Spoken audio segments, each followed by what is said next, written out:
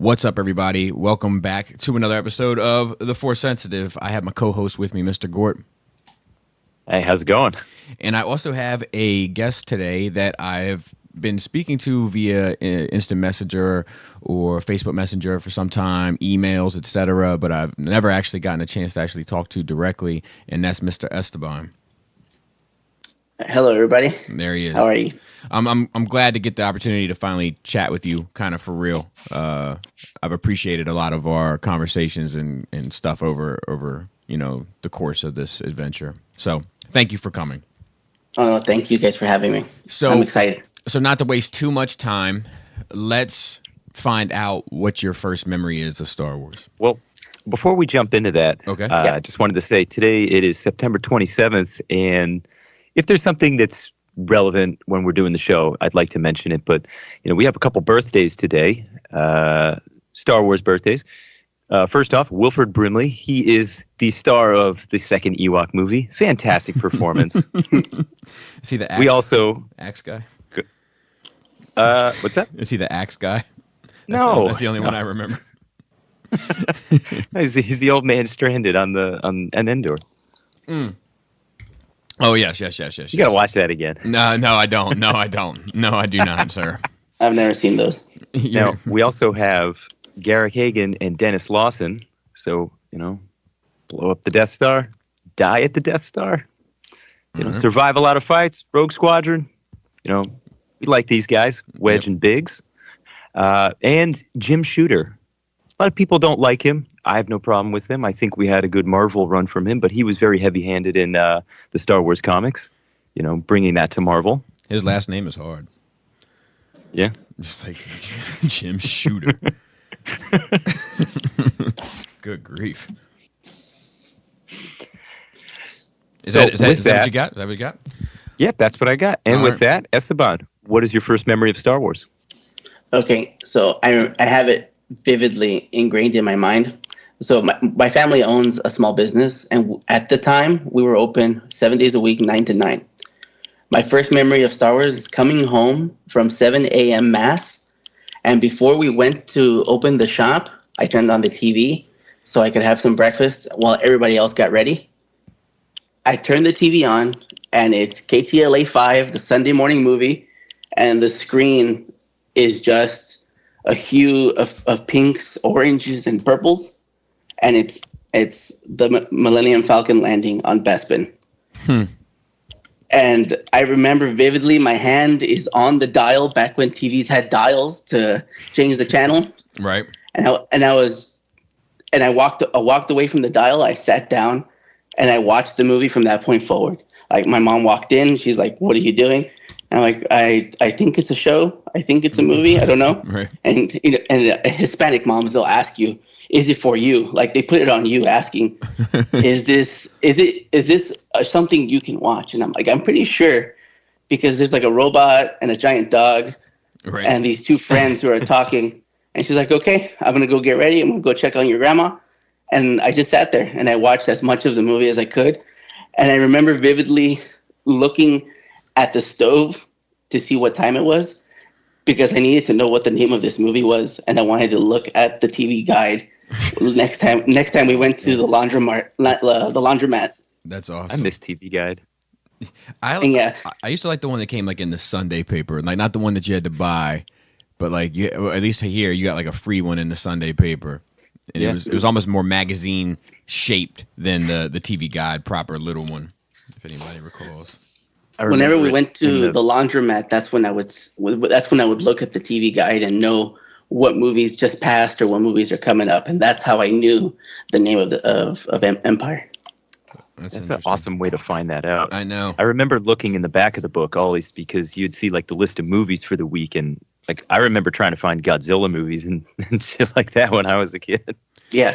I wanted to watch all the funny monster movies. I remember like every Sunday I'd sit with my dad and look through it and like try to plan what we were going to watch during the week, like what was coming on when, like, ooh, Thursday we got to sit down and watch, whatever, Karate Kid 2. I would do it for my mom, because my mom and I would watch the I Love Lucy marathons, so I would look out for when they had that, or the Gilligan's Island or Beverly Hillbillies, those marathons they would just do all Sunday. we had a little TV at the shop where my mom would just have I Love Lucy on all day. So I would keep an eye on that because I knew if it was I Love Lucy, I could watch TV at the shop. Right. So you started with Empire. Yes. It's amazing to me how many people we talk to that did not start with A New Hope or Phantom Menace. Do you know what I mean? Like the starting point is somewhere perhaps unintended. Well, I think it's simply because those movies were so well accepted by the majority of the population. I watched it as a TV movie, right. And they would run a Star, and from that point forward for the rest of my life, every month one of the 3 Star Wars films was on the KTLA Sunday morning movie or the afternoon movie. Huh? Did you? So what year is this about? I was I think it was 7 or 8, so it was mid-90s. So you kind of got into 95. Was the Power of the Force line out? I never got into any of the toys. I didn't know they existed. Right. Wow. Because I watched Empire, and then the following month I watched Return of the Jedi because at the laundromat I saw that Star Wars was coming back, but I thought it was Empire. I thought they were going to show it again as a rerun, and then I'm surprised that it's a sequel, and so on and so on. Like the following month was A New Hope, but I never associated the toys with the movie. When I would go to Toys R Us or KB Toys, I went straight for Power Rangers and the X-Men and stuff like that. I never even realized there were Star Wars toys. Well, when did the Power of the Force line come out? I think it was the tail end of 95. So, like, I wonder if, like, because he got turned onto it kind of right at the end of the Dark Ages, if it, like, kind of wrote his destiny, so to speak. Do you know what I mean? Like, because merchandising in Star Wars was, like, they're always synonymous for my entire life, with the exception of that era.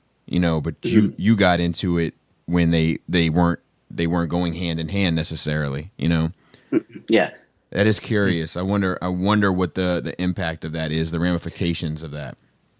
I recently asked my cousins because I have a strong clique of cousins of just the 5 of us. They grew up together. We were always at each other's houses. I asked them before Phantom Menace, did any of us ever talk about Star Wars, or did we all just secretly like it because it was this movie on TV? Right. And yeah, that's how it was for the 5 of us. We never talked about Star Wars. Me and my cousin Beto did because we were at each other's houses the most. So on Sundays, if the movie was on, we would watch it together. But we never associated toys with it, and we never talked about Star Wars with anyone else because you're a kid and this is a live action movie. So are you even supposed to be watching it? Huh. That is fascinating. So then you watch Jedi next. Yeah, I watched Jedi next, and I didn't like it as much as I liked Empire because of I didn't like the Ewoks. I didn't like the color didn't get me as much as Empire did. So anytime Return of the Jedi would come on, I would walk away. I would leave it on, but I would walk away and grab food or grab my toys and stuff. I wouldn't pay attention to it. There are moments in Jedi that I liked as a kid, like when Luke and Vader first meet on the walkway. It's like, oh, I see that you have rebuilt your lightsaber. Right. I always thought that interaction was so cool. I don't know why. And you're talking about the literal color palette of the film when you say the color. Yeah, that is interesting. On my tube TV. Because it is Empire is a colder palette, you know, than Jedi. Jedi is a lot warmer. I feel like all the greens and you know what I mean. The green lightsaber, the green forest. Jedi is a lot, you know, browns and blues and whites.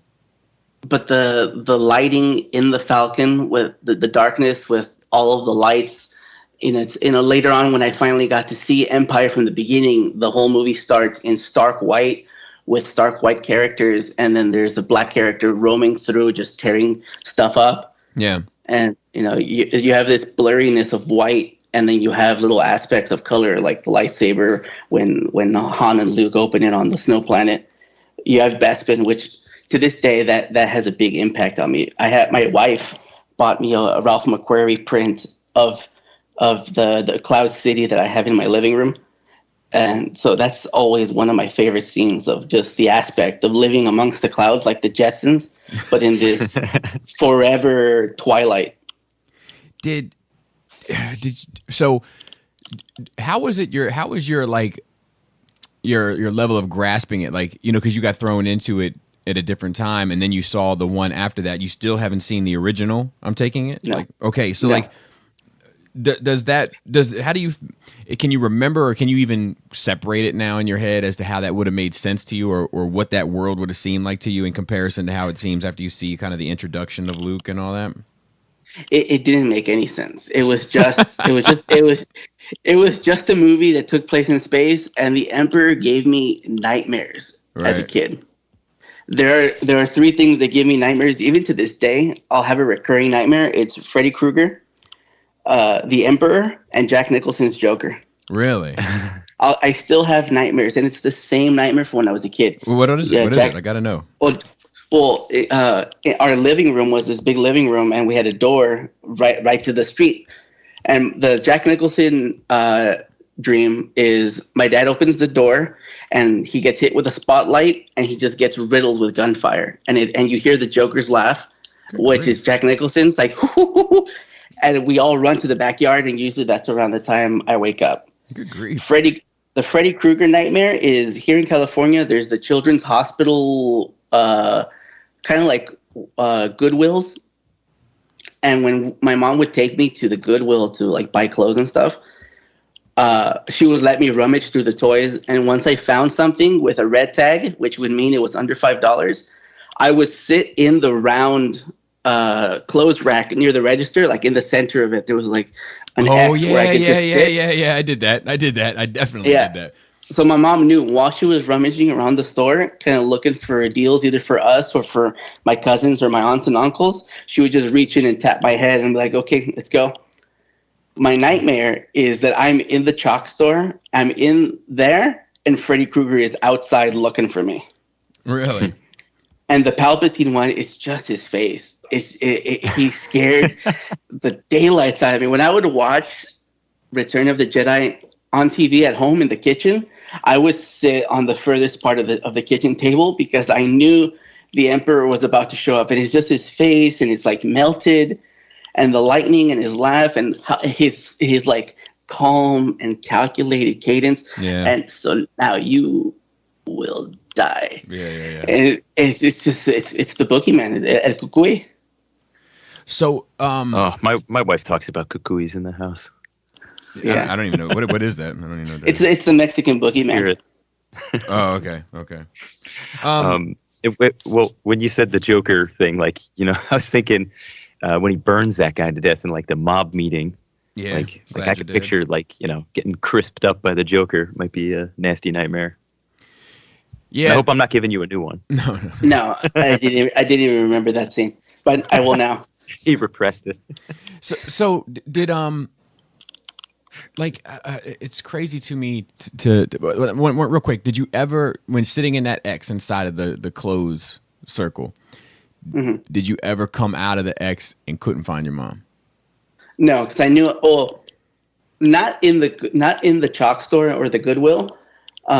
Definitely in other stores where I thought this is taking way too long, like the JCPenney and the Robinsons May. I would go look for her instead of just waiting there for her. And I'm sure as a kid, time is different. I probably waited longer in the chalk store because I knew I was going to get a toy compared to being at Macy's or JCPenney where I knew I wasn't going to get anything. But no, I never went to go look for her. I would always just stay in there until somebody tapped my head. And it's always funny when adults open up the rack and they see you there. Yeah. Like, hi, I'm just waiting for my mother.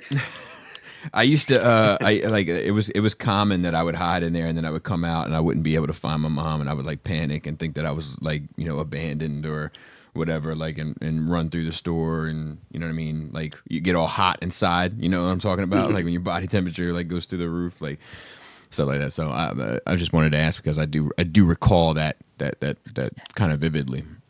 As a kid, I would get lost all the time. One time we were at the swamp meet and my mom bought me like this Power Ranger poster with like the little sticky decals that you could put and remove. And I got so caught up in looking at it that I lost my mom and my brother. And I decided I have a really good sense of direction. I was like 9. I'm just gonna go sit in the truck. I'm gonna go lay in the bed of the truck because I know where it is. So I walked out of the outdoor swap meet into the parking lot, and I just laid in the bed of the truck while they're just going all over this quarter-mile swap meet looking for me. Now, swap meet, that's like a flea market? Yeah, flea market. Okay. I know California people talk about the swap meet all the time, but I've over here we just call them, I guess, the flea market. Yeah, it's just an outdoor flea market. You know, everybody has a booth for you know, lack of a better time. So, okay. So let's find out this then. When do you see the original Star Wars? 90 days after I saw Empire, because the TV guide said every 30 days they were going to show Star Wars on the Sunday morning movie. So you saw Empire, 90 days later you saw Jedi, 90 days later you saw Star Wars. About 30, 45 days in between each movie. About a month and a half between each one. Oh, okay. I got you. So then what was that like? Were you able to make sense of it? Were you able to put it together, or was it like... Yeah, once I saw A New Hope, I'm like, this is the first one. Now it makes sense. Right. Why are they on this desert planet? I saw the desert planet, and I'm like, this doesn't make any sense. Why? In my head, it was all still Earth. Right. Why is everything desert? Why is everything snow? I kept thinking, I remember talking to my cousins about it, and they told me that I thought it was all Earth, that they would go out into space and then come back and land back down on a different part of the planet. Huh. That's interesting. So because I didn't, I'm like 8 or 9. I didn't catch that there were different planets. I just thought it was the same planet, but in different parts. They were in the desert. They were in the snow. They were in the forest. They would just leave and come back, leave and come back. So then, did you enjoy? So after you'd seen all 3, now how did you feel about them, kind of together? Once I saw all 3, that was it. I was obsessed with watching them over and over again. And then my cousin Beto did the mistake of telling me that I could rent them at the video store. And that's when, every time we went to the video store, I would ask if we could get one. Huh. And I would just burn through them. I would watch it, we would return it, and whenever we went back, I would get the next one over and over until I made my family sick of Star Wars. Right. So, all right. So now you're locked in. Do you like Jedi better now after seeing, the first one? Does it mean more to you, or? No, I still don't. It's still not one of my favorites from the original trilogy. It's probably my 3rd favorite from the original trilogy. There are parts of it that I enjoy. Right. But that whole 3rd act with the Ewoks, I didn't like it as a kid because I just didn't like, being out in the forest. And I didn't like I just didn't like the Ewoks. They weren't for me. Right. Okay. So now it's 96. And you've got. When do you find out that prequels are coming? Until 99, okay. When all the merchandise starts to roll out, and my 6th grade teacher at the time, Mr. Losoya, was a Star Wars person. He was the first adult that I knew that enjoyed Star Wars. Right. And did you once again you avoided the merchandise because they're not synonymous to you? No, this time I went all in. Oh, okay. All right, let's talk about that. This is when I was all in on the toys. I'm in the 6th grade. I'm like 9 or 10. I'm completely in on everything. And every time we went to KB Toys, my mom would grab me one of the 3 3/4 figures. I didn't know who the character was, what it was about, because I didn't see the trailer until once it was on rotation on TV. Right. On Sundays on ABC, they would have the Disney movie, and they would play the trailer before the Disney movie. I remember it was like a big event, like the world premiere, not the world premiere, but it was like, oh, here's a sneak peek at Star Wars, and it was the trailer and then like a little clip, and it's like now we continue with the Sunday Disney movie. Huh. Well, that was a bit ironic, wasn't it? Yeah, yeah. I remember it being on ABC. So what did you all? So what did you all like? What did you buy? What did you get into? What did you collect? How was it? All the 3 3/4 figures. Okay. As many of the ships that I could get that my mom would buy me. Right. At that time, there were a lot of re-releases of the original trilogy characters. So my mom bought me like this 7-inch Darth Vader soft goods doll with a removable helmet. And that's the first time I really saw like, oh man, he's all messed up. Right. And then he's like, what happened to Darth Vader? Why is he so pale? And my mom explained to me that if you don't get any sunlight, you turn that color. I'm like, what's this giant scar on the back of his head? When did he get that? Luke didn't do that. The Emperor didn't. Does lightning open up your flesh? Right. Is that what lightning does? That is a good point. I was always confused by that too as a kid watching those movies. Like I was always like, I know it was supposed like my dad would be like, oh, because he's been in so many battles, that's why he looks that way. I'm like, that's what people look like when they fucking get in battles, like Humpty Dumpty.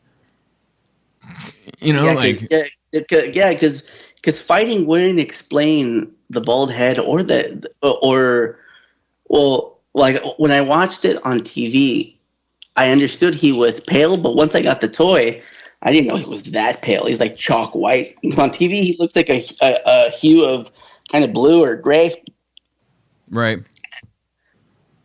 But yeah, so the 3 3/4 figures that's what I was into, and as many of the prequel and original trilogy vehicles that I could get my hands on. Okay, and then you see the trailer right around the same time. What you said with the Disney movie, and what were your thoughts about? What were your thoughts surrounding that? Instantly, because we all watched the Sunday movie together as a family, my mom is like, "Why is the devil in your movie?" Because I was so excited. I'm like, "Oh, this is what happens before the movies that we rent all the time." And why El Diablo? Why is he in the movie? Right. And I'm sure it's just an alien, like the alien that's in the cantina. That's also the devil. I'm like, it's just an alien. This is what he looks like. And you went to, you were saying that one of the first times you saw it, you were coming home from mass. So I take it you came up in a fairly religious household. Yeah, I'm still a practicing Catholic, so it was a big deal. Good. Yeah, I didn't know we did that anymore. I haven't met anybody from my generation because I was raised Catholic as well, and I'm still a practicing Catholic. Mass every Sunday, pray before bed. Good for you, man. Mm-hmm. I got married in a church. Well, I got married in a church too, just not the Catholic church. I wasn't going to go through all the classes. I was like, look, I'm not taking any classes from anybody who's never been married.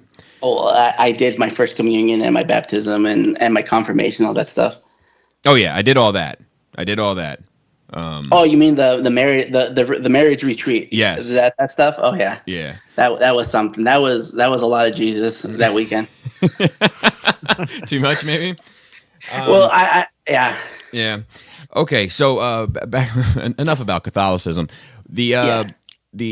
So you see them. So all right. So there's the devil and all that imagery, and I think, dude, growing, and I could be wrong. I don't really have anything to juxtapose it with, but like growing up Catholic, I do feel like it's the one. Maybe I'm wrong. I could be wrong, but in my mind, it's like the one Christian like denomination where like I feel like you learn as much about hell as you do about Jesus. And you definitely do, because you have to learn about the consequences of stuff. Correct. So like I wonder if that's part of the allure with me, with characters like Darth Maul and Darkness from Legend, that like because it was just it was the ultimate boogeyman of my childhood, and these characters that are just sort of, in the ballpark. If it doesn't, they invoke it exactly. If it doesn't speak to me on that level, like I've often wondered if that plays a part into it at all. Do you think about that at all, or just? Yeah, no, definitely. Any character that looks like something you're not supposed to enjoy is always a better character. It's a more interesting character because it's like you're not supposed to enjoy this because it's bad. But he looks so cool. Right. And no, that's interesting. But yeah, but and also like the mysticism of Star Wars is probably the only reason my mom would sit there and watch it with me, because she related it to Catholicism, the whole Force and the Jedi and the way, this guiding hand. Mom was just like, oh, it's just Jesus. It's just Jesus. Space Jesus. So let's continue on that path for a second. So all right, so you see the movie. Yeah, and how old are you in '99 now? I'm having a hard time. I'm like 9 or 10. Okay, so you're 9 or 10, but the Ewoks didn't sit right with you at like 6. So in some way, I would say that you are more mature for your age in some regard, at least in your sensibilities, because like you were the target audience for the Ewoks. Do you know what I mean? And it missed you completely. So how does one sit with you upon first viewing? I loved it. I absolutely loved it. I from that moment forward, my obsession with Star Wars started. When I walked out of that movie, nothing else mattered. Not my X-Men figures, I still love my Power Ranger figures. That was my big two: Power Rangers and Star Wars. That was it. I didn't want anything else. At that time, I had like Beast Wars Transformers and Power Rangers. I had Batman the Animated Series figures. I didn't care about anything except for Star Wars, and I was more rabid for the figures at that point after the movie. Why do you think that was? What do you think it is about that movie that spoke to you? It's Anakin. Me being 10, going to the shop every day after school, feeling trapped, and this boy is whisked away to adventure. And I had friends who would talk about, oh yeah, I went home and then we just went to have fun. We just we got to do something, and I'm at the shop in a uniform, sweeping or helping my mom with paperwork and stuff like that at 10, running a business. So this idea of this boy going off to the greatest adventure of all time, becoming a Jedi, I was obsessed with Anakin. I had a T-shirt with his face on it. No shit. There was a brown. It was a brown. I remember it's a brown T-shirt, and it's just a profile picture of Jake Lloyd that my mom bought me at JCPenney, and I wore that shirt every weekend. That's amazing. Like, so like, that just spawned a whole bunch of things I want to talk about now. So, All right. So for one, did you find yourself getting defensive of him when people started becoming critical of Lloyd's performance?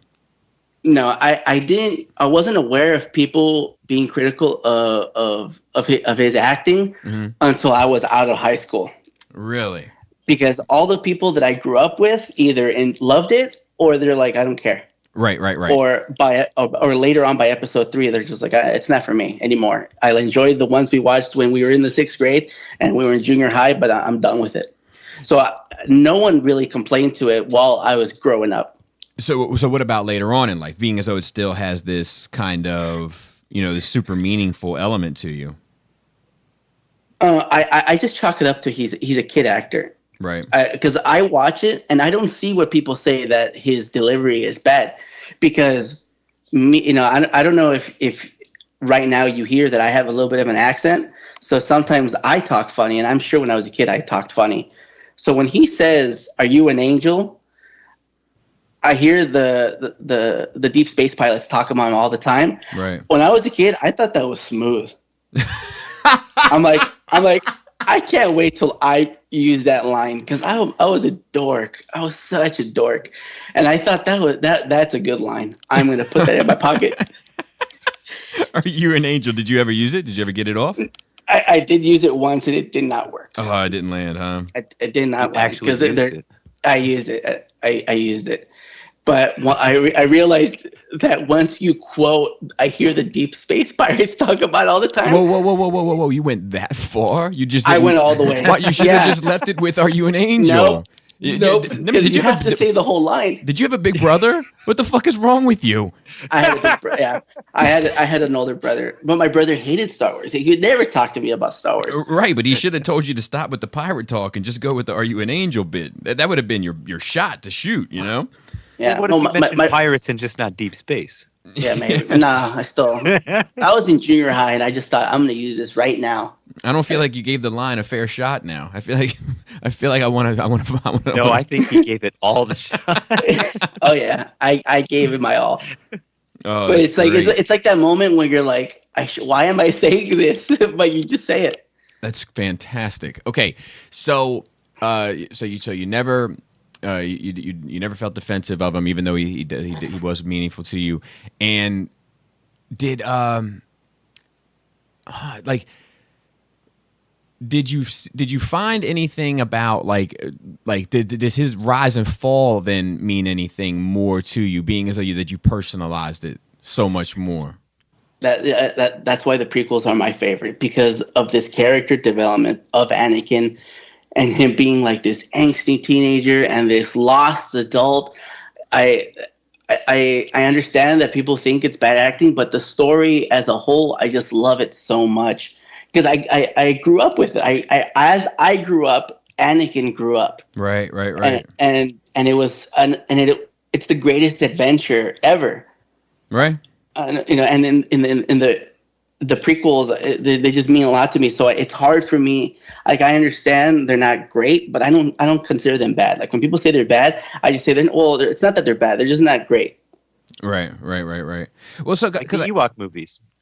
I never saw the Ewok movies. Hold on. Let's not go too far. But the thing about the prequels is, like, I think that you can sit there and you can dissect the dialogue and be like, this is unnatural and this is unnatural and this is a weird thing to say at this point, and all that stuff was kind of fine tuned, I think, by George's wife back in the day. But the nuts and bolts, especially of the second and third one, with the background of Anakin in the first one, and plus the political story that's being told, like, it is a decent story.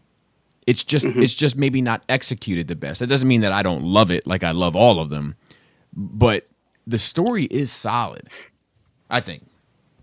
Yeah, and I remember episode 1 is the first movie that I got to see in theaters twice. The first time we all went as a family, then we all went as a family. We watched it the first time, and then my dad was like, "Nope, never again. Nope." Oh, really? Enough of this at home. Yeah, my dad is not a sci-fi fan. My dad loves World War movies. He likes action films, stuff like that. But the second time I went, it was just me and my mom, because she enjoyed how much I liked it, and my mom would always take me to the movies to go see like the newest Disney movie and stuff like that. Right. Like, at the time. But go ahead. Mm-hmm. Go ahead. No, go ahead. Like. Yes, so my favorite things that I was obsessed with Anakin, and then Qui-Gon became my favorite Jedi.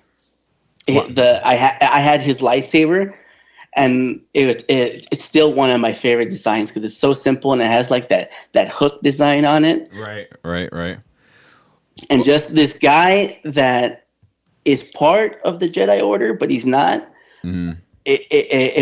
I just thought he was such a cool character. Like, I think he's definitely one of still the most standout characters from Star Wars since the original trilogy. Yeah, he has a lasting effect. Yep. For such a small amount of time that he was on screen. And he was kind of on to what it took Luke 30 years to figure out way ahead of time. Like, he was kind of ahead of his time, literally, in his sort of understanding of the Force and what the Jedi should and shouldn't be. Yeah. It's like, oh, Master, you could be on the council if you only listened. And he's just like, nah, I don't need that. Yeah. And he's like, well, like, at what point do you, because like the bigger question there, I think, is like, at what point do you sacrifice your whatever, your moral standing, the way that you see right and wrong, your values, for positioning, promotion, whatever, that kind of stuff. It's like, yeah, and like real. Later on, like, you see that his way was the correct way of being neutral until it was time for action. And later on in like the Clone Wars cartoon, the episode where you meet Saw Gerrera for the first time, that happens where Anakin and Obi-Wan and Ahsoka train, but they don't get involved, and that's what kind of Qui-Gon's teachings were. Yeah, you stay the course of the teachings until you have to take action. And And the coolest thing of the whole movie is Qui-Gon not once took off his cloak until it was time to fight Darth Maul. Oh, that's a good point, dude. I remember watching that movie and like, why are they getting in the water with their cloaks? Have you ever been in a pool with a jacket on? What is wrong with you? I remember It bothered me so much as a kid. But when Darth Maul shows up and him and Obi-Wan, it's like, okay, it's time to make the donuts. Let's take this cloak off. It's time to get busy. Yeah. And he has like this cool stance where the blade is right up against his face. Yep. That's a good point. I never thought about that, actually. That's a really good point. So that movie had a big effect on you. Like it did. You know, the pod racing. You know, our shop is auto mechanic, so the pod racing, I loved it because we have the Viejitos Car Club. It's a car club that just brings Chevy Bel Airs and all these classic cars, and we soup them up, or we rebuild them, or we help them restore the engines. Oh, you're trying to check all the stereotype boxes, like you and Joe. Yeah, well, yeah, I can't help what my dad likes. And so the pod racer, as it turns the corner, it's like when a car has a turbo. It goes. Yep. And the pod racer does the same thing. And then the way that you slow down and turn by opening up one of the propellers to get that air drag. I analyzed that toy, the pod racer toy, so much.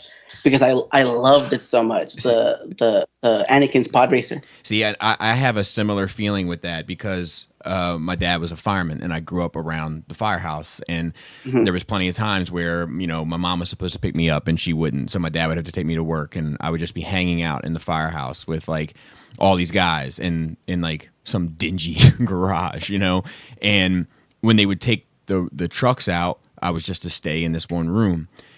And I could hear the trucks leaving, and they all had the Jake brakes, and it was, you know, as they would slow down. And so when I watched the pod race, it gives me those feels as well. You know, yeah, it's interesting. And then Jar Jar. Yes. So what were your thoughts on him? I love Jar Jar because I grew up as a Disney kid, so Jar Jar was just an alien Goofy, and and I love Goofy, but so he didn't. As a kid, he's the thing you're supposed to laugh at, so I laughed. Yeah, but what's funny to me about that is that he serves the same purpose that the Ewoks do, you know? And for some reason, the Ewoks missed you, and Jar Jar hit you. And I wonder why that is. Talk to me about why the Ewoks seem inappropriate or goofy or take you out of that world where Jar Jar's like, oh, this makes sense. They don't speak English, even though Jar Jar doesn't speak English either. But just the whole, you know, Houdini kind of an aspect of the Ewoks, I didn't like them. I didn't like the whole scene where they're like, "Oh, we're gonna eat you," but and you know, everybody talks about how the Ewoks took down the stormtroopers, but nobody talks about how they took down Chewbacca and everybody. Like, you're just going along with this facade that we're going to eat you, where at any moment Chewbacca could bust out of those restraints and save everybody. Yeah, that's true. That's a valid point. I think that just the Ewoks, I just didn't like them. They were just these little Care Bears that I didn't like them. The baby was cute though. Would you agree? Yeah, the baby's adorable. Okay, good. How do you feel about Jar Jar now? I don't mind Jar Jar, especially after reading in Chuck Wendig's Aftermath that he becomes an outcast and a joke among his planet, and he lives with the orphans by the river.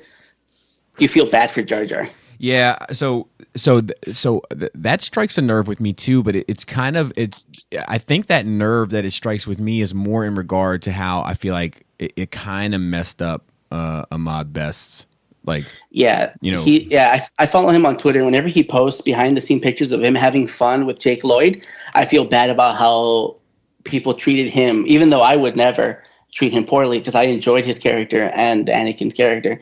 How people treated him to the point where he just, you know, he wanted to commit suicide. Yeah, it's a bummer because, like, man, none of that stuff is his fault, and none of that stuff is Jake Lloyd's fault. You know, like, they're just doing what they're told. They got hired for a job, and they're just doing their job. It's it also sucks because they spoke to the wrong demographic to determine their worth. I agree. If they would have spoken to the kids who Star Wars is meant for, which everybody says Star Wars is meant for kids, but I think you see it. You absolutely see it, like with your kids and these sequels, and me with the prequels, and you with the original trilogy. This genre captures a younger audience. Yeah, and like, and I sometimes I think that we can lose sight of that. Like it's the older people that really lose sight of that. I remember when the prequels were out and everybody was acting like everybody hated the prequels, you know. And then I went to Celebration 3, and it was thriving with the children. Do you know what I mean? And it's kind of the same thing now with the sequels. Like people act like everybody hates them, but then I went to Celebration this year and like it's thriving. Like there's more kids into it than ever, and they're all into the current thing. It's interesting because it's our fault. You know, like we have to take responsibility for that kind of ignorance. You know, to think, you know, it's our hubris, you know, to think that we are the only ones that matter, that we are the only ones that are spending the money. You know, it's kind of interesting. So you're on board. Your Jar Jar is good to go. Jake Lloyd's good to go. All that stuff. So you've, in my opinion, you've made it through the hardest test. Yeah. So, are you still collecting between episode 1 and episode 2? Yes, I'm still, anything that comes out that my mom will get me, I have it. Everything between a certain price point, I have. Like I had I had 2 Naboo fighters. I had the pod racer. Going into the Attack of the Clones, that's where me and my cousin Beto became obsessed with the clones. Okay, talk about that. So the idea of this massive army of essentially Boba Fett's, we thought it was the coolest thing ever. Right. And the Phase 1 trooper is my favorite clone. No kidding. My favorite clone, my favorite stormtrooper. That is my favorite armor. Like I have a Phase 1 clone trooper helmet from when they were sold at the time, and I still have it. I thought it was gone forever, but my mom had it. She had saved it because when we were kids, as we went in and out of phases with toys. Sure. When we would go to Mexico, my mom would give away our toys to the kids in the neighborhood. In Mexico, we have something called the posadas, and where we invite everyone in the neighborhood to come to the house. We pray, we sing, and everyone leaves with a goodie bag with peanuts, candy, and an orange. In those bags, my mom would put one of my toys from America. Ooh, Right. And as episode 2 came out, there were certain episode 1 characters I no longer cared about, like the Padme's pilot and Captain Tanaka and stuff like that. I would give her those characters to give away. You kept C.O. Bibble though, of course. Probably not. I probably not. I think a collecting disruption can mean only one thing: abandon. Yeah. And yeah. And so I would keep characters and get rid of characters as I went. My mom would be like, if you want more stuff, you have to get rid of old stuff. So my mom was very, very, she was very much about not having too much, but playing with what you have. Okay. And there were just certain toys that I couldn't get rid of. So my collection was still always fluctuating. As I got older, I would get rid of stuff and get more stuff. Are you still that way? Which I'm still like that now. I'm still that way. Yep. In order to buy something new, I have to get rid of older stuff. Like right now I got rid of Black Series to go into SH Figuarts. Oh, did you? Did you see the reveals yesterday or whatever? Yes. One of my favorite things is seeing actors see their action figure for the first time. It's one of my favorite things. I don't know if I've given that too much thought. I think I'm up for that though. When the best one is probably with Woody Harrelson from Solo. he was being interviewed by the Star Wars show, and they pull out his action figure. He's like, there's actual genuine shock on his face, like he didn't know this was gonna happen, and he's just, and the look on his face of I'm an action figure is something that I dream about. That I'm important enough to be made into an action figure. So you love the clones, and you love the first generation clones specifically. Do you find yourself being and you love Jar Jar and you love Jake Lloyd? Do you find yourself as a man with unpopular opinions generally? Not in my circles. In my circles, everyone kind of just accepts me for me. Well, that's being accepting and having a unpopular opinion aren't necessarily the same thing. But is it unpopular? I guess it's unpopular. I've never really gotten into anybody about the prequels. Mm-hmm. Like I was talking to Gort before this whole thing started, that when you talk to somebody about Star Wars, you kind of have to tiptoe around it first. There's like this dance of finding out how much of a Star Wars fan are you. Yep. Because I love everything. Right. I'm like 98%. I'm all in. Yeah. But how much are you? And once I kind of find out what it is you like, I can continue with this conversation in a cordial manner without touching on certain landmines. Do you remember any one of those dances specifically? Yeah. Tell me. So once I turned 18, I started driving the shop delivery truck to pick up parts and take customers home. I would whistle the either Duel of Fates or the Naboo celebration song. I love the Naboo celebration song at the end of episode 1. So does my wife, by the way. The trumpets and stuff. It has a little bit of Superman in it. Yeah. And then it goes into the trumpets. It's just so much fun, and so I would whistle it, and this customer was like, "You like the prequels?" And instantly, I knew this drive was lost. Right. Nothing good can happen now. And I'm like, yeah, I like the prequels. And this is before the sequel trilogy had come out, anything. And he's like, why do you like the prequels? I'm like, because the prequels are fun, and they're full of characters that make Star Wars better. And the look on his face it looked like I had pushed him out of the car. That's this look of disgust. And it was just a quiet ride the rest of the time that I took him home. It was like a 20-minute ride. He wanted nothing to do with me, and I knew that he wanted to, because at the time I drove my brother. My brother had given me, my brother had given me his '98 Silverado, and on the back of it, I had a Transformer Autobot emblem on one side, and on the other side, it was the Imperial logo. Huh. And I knew that he knew I was a Star Wars fan, and from that interaction, he probably wanted to talk to me about nerd stuff. Right. But the moment that he found out that I liked the prequels, he was out. He was out. He didn't want to talk to me. It's like, I can't talk to you. That always stands out to me. Of this person just doesn't want to know anything else about me, even though the sticker on my truck is an Imperial logo. Because I like the prequels enough that I would memorize the Naboo song. I can't talk to you. Yeah, and I think I don't know. I would imagine. I don't know. I think it's hard, even if you hate a movie like a Star Wars movie. How can you hate John Williams' score for it? You know, like, I don't get that. I don't understand how you could, because one isn't necessarily indicative of the other. The dude has never made a bad Star Wars soundtrack. No. Yeah, and John Williams is a big deal in my house because my wife's favorite movie is Jurassic Park, the Harry Potter, E.T., Superman.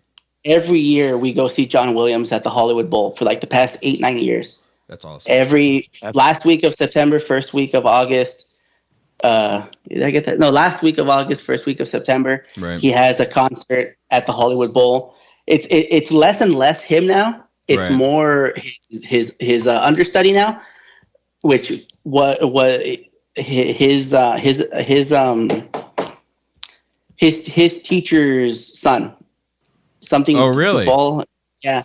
So just a quick little story about John Williams that I love. John Williams fought to put the 20th Century Fox fanfare in front of Star Wars because that was made in the 1940s by his mentor.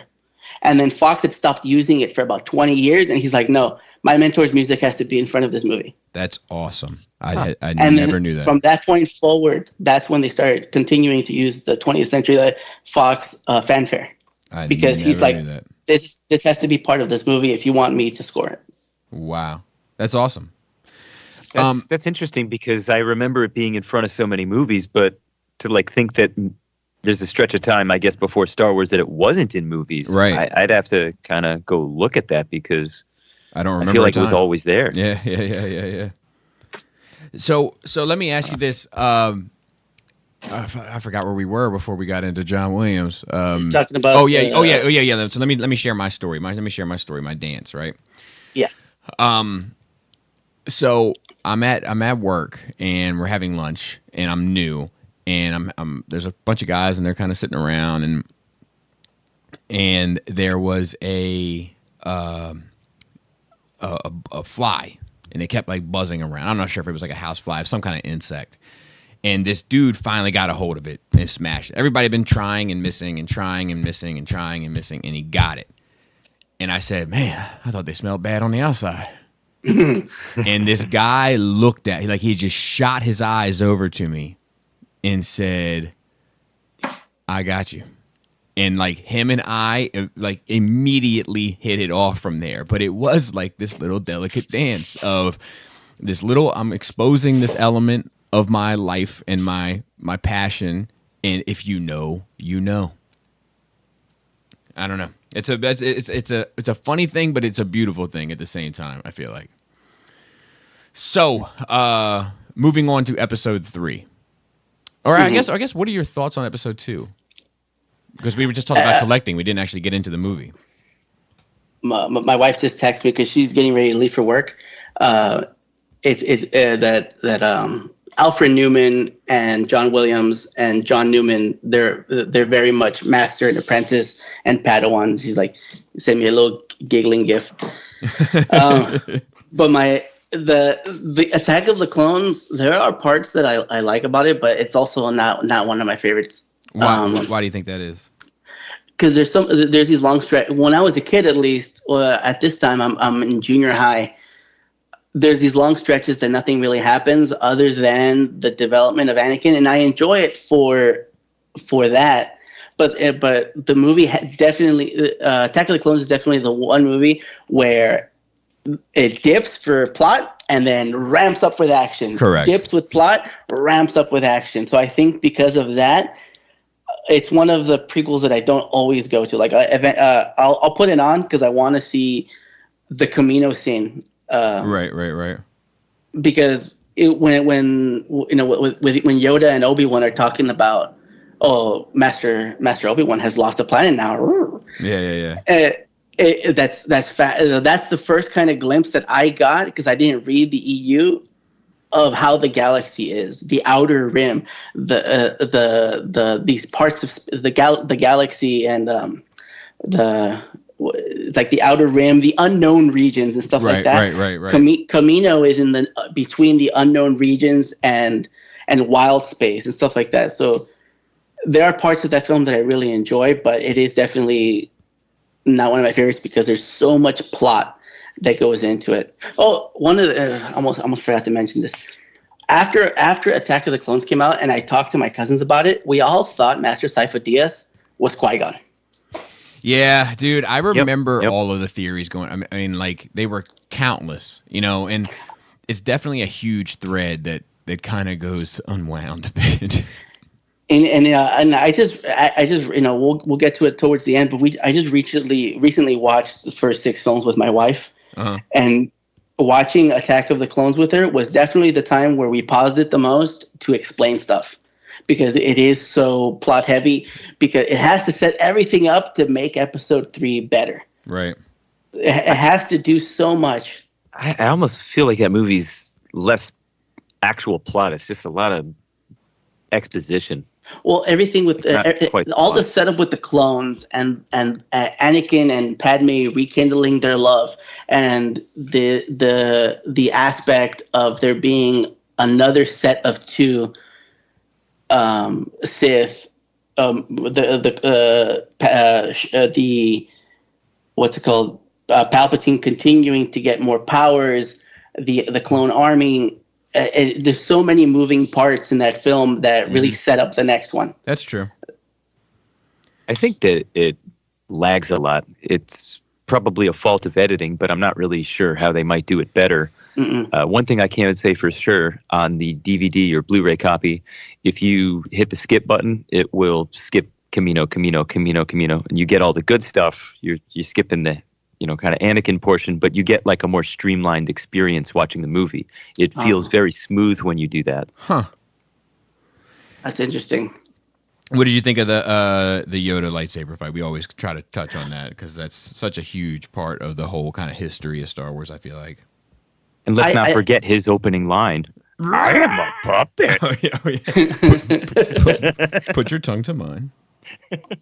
Rewatching them recently, I couldn't remember. It's like, wasn't he a puppet at the beginning of this movie when he's floating in the thing?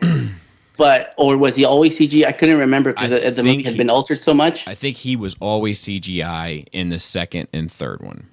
Okay. No puppet in the second or third. All CGI. Okay.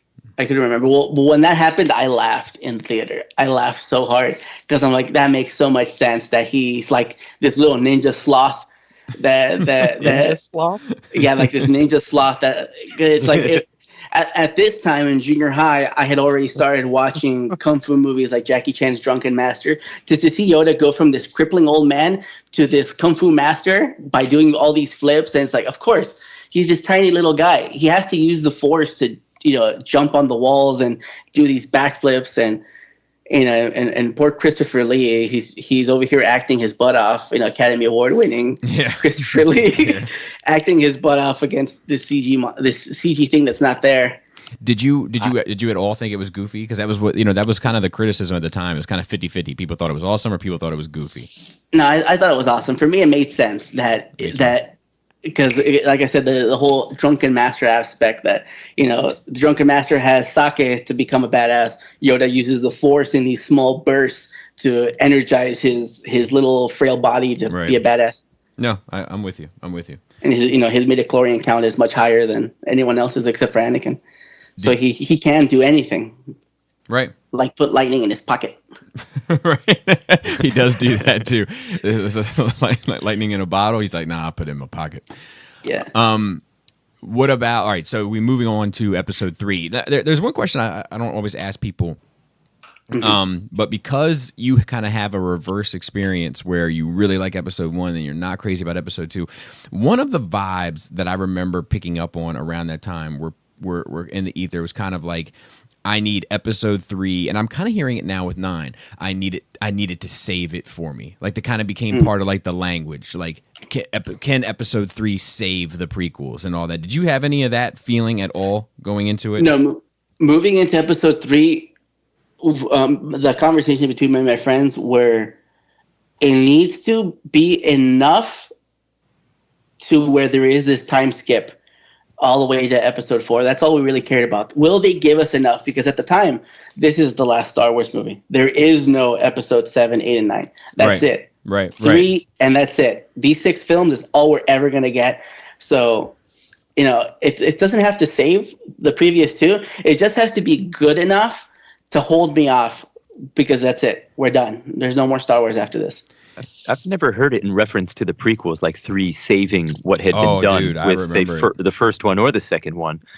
But the media engine was so strong at the time, I feel like all that was already saving it. I never, like me personally, I would never have stopped to think that this movie needs to be better than anything because everything else was so great. Well, so all the games and everything. Yeah, but I remember, like, I remember the prequel hate clearly, like vividly. And I remember, like, around the time 3 came out, it was like, well, hopefully they can pull it all together because the first ones are so bad. I mean, I remember when people kind of changed their tune from the Yoda sequence being great to the Yoda sequence being goofy. Like, that, it was almost overnight. Like, when we walked out of the theater, my friends and I nobody, like, all we wanted to talk about was Yoda being the baddest Jedi user, like a lightsaber wielder of all time. And then within I'd say probably within the month, you started hearing a little bit of like, actually maybe that was dumb, and I just remember it being a thing. Like, I remember it clearly. So I don't know. No, I didn't get any of that. And then, we mentioned it before with the dialogue in episode 2. That doesn't bother me because, like, I was in junior high. I was in drama. I was in drama club. I was very much into Shakespeare, and George Lucas considers himself a Shakespeare. So that whole awkward interaction between them, with the way both of their cadences change only when they speak to each other. He was trying to invoke a Romeo and Juliet kind of vibe, but and in this moment where Anakin, coming from nothing, has to up his speech and cadence, and Padme just has to remain as herself, just like in Romeo and Juliet, where when they're together, Romeo's demeanor and his speech pattern changes. Oh, and you definitely see that in the next one with Love Has Made You Blind. Oh, that's so Shakespeare right there, because she is just busting him, like trying to knock him around a little bit in this playful, my vocabulary is higher than yours kind of way, and you just see Anakin kind of like, what did I say? How do I have to go through gymnastics to save myself? Like, every guy that's been in a relationship knows that also that dance of, we're playing around, but I can't play too much. Yeah, no, I hear you. It's just that one's probably the hardest bit of dialogue I have swallowing in all of the prequels. I don't mind. It's not the Love Has Made You Blind, but it's the I love you noise, because I love you is like, oh God bless. And then, the Anakin slaughtering the Sand People. That was, for me, that was such a big moment for him becoming a leader. Man, I'm with you. Just becoming the ruthless killer, and being able to separate his Jedi path with his emotion. Like, he just can't let go of the past, and his past drives him. I'm with you there. I think that scene is a lot more powerful than the kind of joke it's seen by by some. I agree with you there. And when he comes back with his mom draped up, and he just walks past everybody, like, don't talk to me, don't look to me, you guys did nothing. Yeah, she was right there. Yep. And I love when he's like trying to find her, and the kind of Duel of the Fates music is playing, and he's like, he approaches that Jawa, and it's kind of the Darth Vader silhouette with his hair in the ponytail and all that. Like, all of that works for me. So what was your reaction to episode 3 afterward? So episode 3 is really special to me because me and my friends decided after school, I'm a senior in high school at this time. After school, we're going to go straight to the movie theater, and we're going to wait in line to go see it Friday night. And at the time, I had asked, like, maybe 2 months in advance. I told my mom, I can't go to the shop after school because I have to see the last Star Wars movie. But I'm going to go with my friends, and my mom is super protective. She has my best interest always in mind. Sure. So she was like, which friends? So she knew it was my friends from elementary school and the new ones that I made in high school. So my brother picks me up and drops me off at the movie theater just to see who I'm there with, to make sure that I'm not there with any vagrants, any riffraff. Any riffraff. With the clowns from out of town. Exactly. Make sure I'm with the nerds that I'm always with. Right. And my brother's ex-wife at the time, she thought this was really cool. She wasn't into Star Wars, but she brought me a lawn chair, so I'm not just standing the whole time. She brought me like 2 or 3 lawn chairs, and she told me, around 9:30, 10 o'clock, I'll come back and I'll pick them up. That way you don't have to lose your spot. Like, it was a really cool moment right there. Yeah. Like a little bonding moment.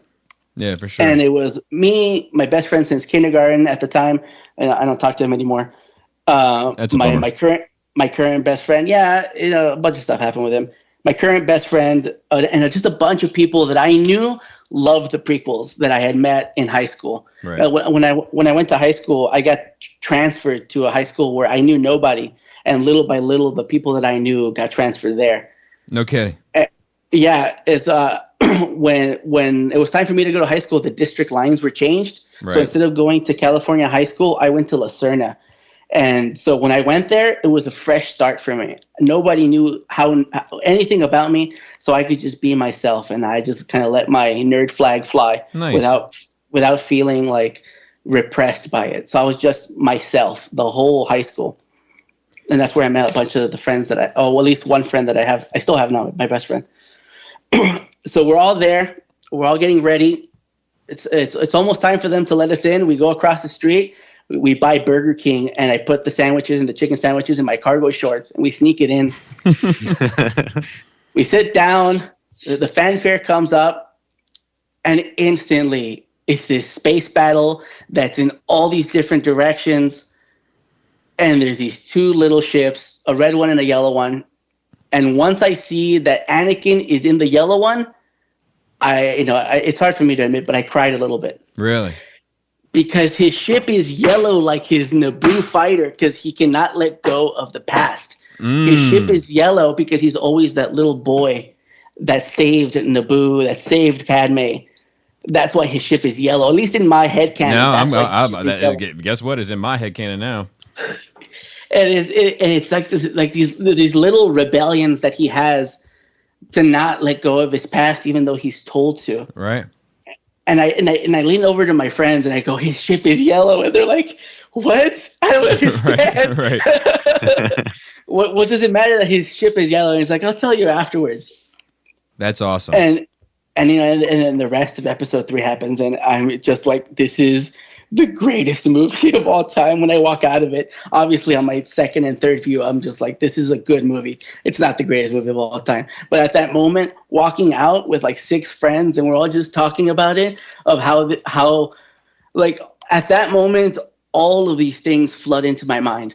That Darth Vader action figure that I had and his scars. I thought that after episode 1, I thought he must have gotten it from a pod race as a teenager. That's how he got the scar on the back of his head, because he's a pod racer. He's a racing kid. Right. Like James Dean. He just skidded off one time, and he has this nasty scar on the back of his head. But no, it's like all these pieces starting to connect. Obi-Wan has Darth Vader's lightsaber. Yeah. Darth Vader did die that day, and Anakin did kill Vader, because Anakin, for love and for the death of his mom, he killed that little boy on Tatooine to become Vader. Like everything just became like it made sense. Yeah. No, and I love how you identify with that character, man. I really, really do. I'm kind of taken back by it, honestly. So go ahead. Mm-hmm. Go ahead. No, go ahead. Yeah, and I'm trying to, like, right now in my excitement, because I don't get to talk about Star Wars with too many people. Right. No one in my immediate family loves it right. as much as I do. And so I know I'm missing a bunch of stuff that I want to talk about, but I can't remember. Well, we can always come back. Mm-hmm. But so let's move on though, because I want to make sure we cover all bases, and we're having great conversation, which is awesome. But I do have a limit of time, so let's move on to the Clone Wars a bit. No, you don't have to apologize. Let's move on to Clone Wars a bit. Did you get into that at all? Yeah, the cartoon before episode 3, as well as the animated show afterwards. What about and it was simply, I watched the movie. I went to the theaters to see the movie, and I didn't mind it. I was very much against the addition of snips of Ahsoka being added to the canon. Right. Of like, because it's like in times of war the laws are changed, so that's why Anakin can have a Padawan, and it makes sense because at the time, it's like the war in Iraq, and all of these presidential powers are extreme, just like the Chancellor, and so you understand that a Padawan, a Jedi Knight could still have a Padawan, but you grow to love that character so quickly. By season 2, you're like, Ahsoka is awesome, and then once it goes into the show with the Mandalorian, the planet of Mandalore, and all of that canon comes out of how it really is. It's not just a bunch of Boba Fett's running around. It's this civilized place, and these clan members are stranded on their moon, or not stranded, but exiled to the moon. Right. And the Clone Wars, and that just because of the cartoon, the Samurai Jack cartoon, and the Clone Wars, it also made my love of the clones that much more. My cousin Beto shares my love for the clones, and he has dozens, maybe hundreds of 3 3/4 clones. Anytime he goes to Walgreens or CVS or wherever he sees a clone trooper, he'll just pick it up. Right. He has probably 100 clone troopers just lined up on this table. He glues them onto this board, and he just has them all lined up, and they're all different. They're all holding their gun. The so you like you're just kind of in. You're all in, which I dig. I am all in, and it's like, wait, we get more Star Wars, and it's on Cartoon Network, which at the time we did have it because of my younger brother. We had cable for him, but I know anytime Clone Wars came on, that's when I would watch it. So, and I started to build a bond with my little brother over Star Wars. See, that's fucking cool too. What about the Disney buyout? How did you feel about that? I thought it was great because I instantly bought into the Marvel Cinematic Universe. Right. And you saw the jump in quality going from Captain America First Avenger into Avengers. Right. Like that jump, the marketing jump, the action figure jump, just the quality of a movie that it was. The budget just went through the roof. So I was all in with that. So I just knew the same thing was going to happen to Star Wars. It was going to be great. The budget would be there to make anything we'd ever want to see. Yeah, that's probably still true. What were your thoughts upon seeing 7 for the first time? Well, I when I watch a movie, I turn my brain off. So I usually try not to analyze it unless something really sticks out to me. Uh-huh. So on first viewing, I didn't see the A New Hope parallel until walking out, and I don't remember who has said it, and I'm like, oh yeah, that makes sense. But watching the movie, I didn't see it. Right. But at watching episode 7, I really enjoyed it. You know, that whole movie is carried by Daisy Ridley. Yep. Just on her charisma and her charm, and how much you identify with that character being kind of like an Anakin and Luke, where it's just another kid stranded that wants to get away. Yeah. And then you're met with this punk that's kind of like emotional in this mask, and I didn't like Kylo until the fight in the snow. After he gets shot by Chewie, right. that character shoots up for me. The way he, and even the way he carries himself changes after he kills his father. The spoiler alert. Right. So wait, what happened? Yeah. Talk about that. Well, yeah. But what about that? How do you view that change?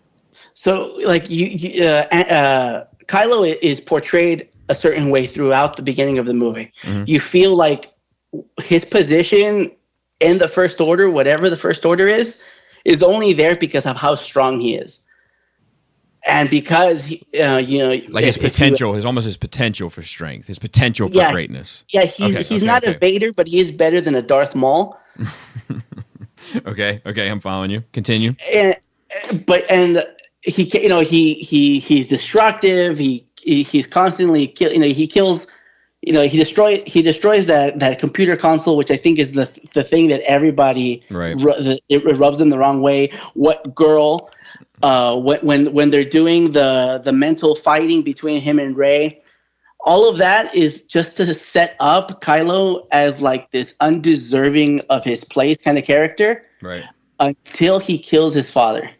Once he kills his father, and then you see the savage come out of him, because Adam Driver is one hell of an actor. He went to Juilliard. He was a Marine. He knows grit and pain. So when he's hitting his stomach, kind of to like rile him up, because fear leads to anger, anger leads to hate, hate leads to suffering, and I'm suffering because I just got shot in the stomach by my uncle, who is one of my dad's best friend, and this girl has this thing that belongs to me because I idolize Darth Vader and Anakin Skywalker. I'm going to kill her, and I'm going to take what's rightfully mine. and his stance and how the blade he drags his blade like a claymore, even though a lightsaber is weightless. Right. Yeah, I love how his seems heavy. It does, but if you really think about it, if you add some of the lore from Star Wars Rebels or the books, they say that a lightsaber becomes lighter as you become one with the Force. Because his lightsaber has a broken kyber crystal in it, and he himself is constantly struggling between the light and the dark, it's a possibility that's a heavy piece of metal in his hands. And he rests his hand like a claymore because of his heavy swing, because of his fighting stance. Right. And how brutal he is in that snow fight against Rey. It's such a good fight. That fight in the snow is going to be hard to top in Episode 9. Like, at least for me. Yeah, I'm trying to think exactly how I feel about that. I'm trying to because it doesn't seem wrong, right? I don't have this like adverse reaction to what you're saying, but at the same time, I'm like, I don't know. Like, I think there's some emotional stuff that'll be hard to top, but I don't know if the actual choreography will be hard to top. I guess is where my head goes with that. Yeah. Well, what makes that. All the encounters that we've seen, though, like you go from that one and then right into the throne room scene. Like there's a weight and an emotion to both of these events. There's this intimacy between there's them. A different kind of choreography based on head count there. And I don't know. I'm curious if we'll get really a one-on-one or some kind of, big presentation. Right. Well, from the little clips that we've gotten with the teaser, there is going to be a fight. Whether that fight is as emotionally heavy as the previous two, we'll see. Yeah. But that's why I'm saying that Rey's hatred for Kylo for killing Han and his hatred for her just existing, it's this intimacy that fight is on a different level of both of them want the other dead, and you see it in the way they fight. Yeah. Because she's trying to survive until she taps into the Force and she begins to understand the blade. But he is just putting all of his weight and his Force power into each strike. There is no finesse in his fighting until Episode 8, where he fights Luke. There's so much finesse and agility in his fighting style because he harnesses his anger against Luke. Versus how he didn't harness his anger against Rey because he was in pain from the blast in his stomach. Yeah, I'm in total agreement there. I love that fight in particular, but we'll get there. But I think I guess you're ultimately right. I guess you're ultimately right about the change in Kylo. In my head, it's the kind of stuff that he goes through in 8 that changes him. But you're right. It's probably when he takes that shot and then has to fight for the first time. Because for all we know, I mean, I haven't read the comic. I know the new comic is out. I haven't read it. But for all we know, I mean, that's really his first real fight. Yeah, I'm sure that he slaughtered all of the younglings on Luke's training place. Because he's a Skywalker. He's like Luke says that, he's the new heir. So I'm sure it was very easy for him to slaughter anyone at Luke's school. So this is the first time he's actually challenged because he's fighting with one hand behind his back. Right.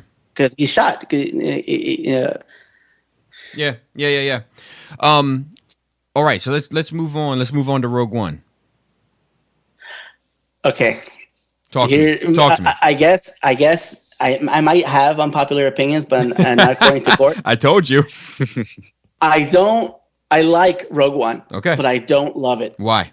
And it's Jyn.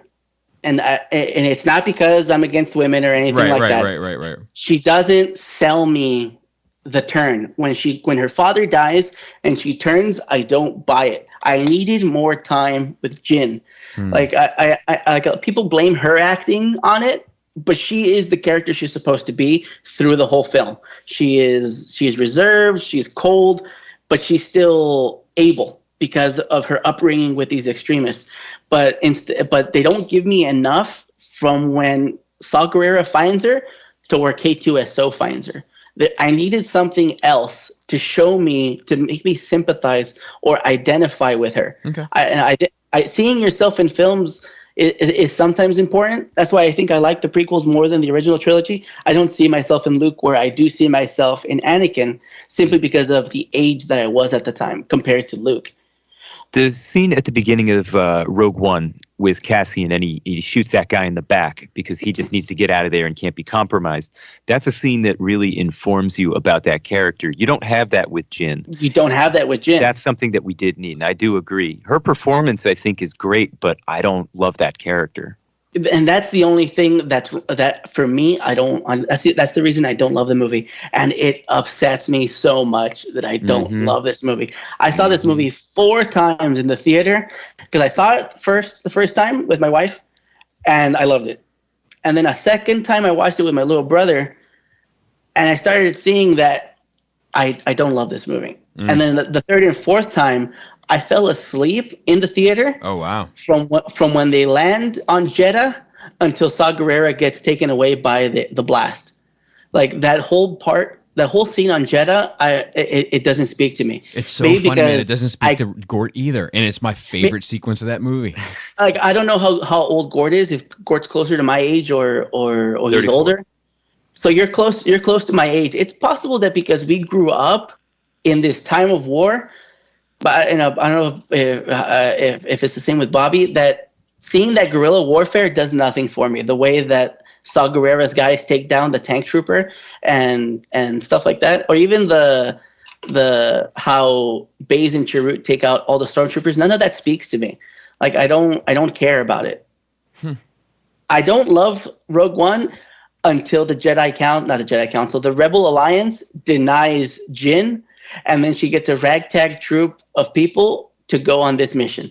That's when now I'm all in. Now it feels like Star Wars because you have this small group of people and aliens going in on a mission to save the galaxy. You have space fights. You have espionage. You have good guys dressing up as bad guys to get into an imperial secure place.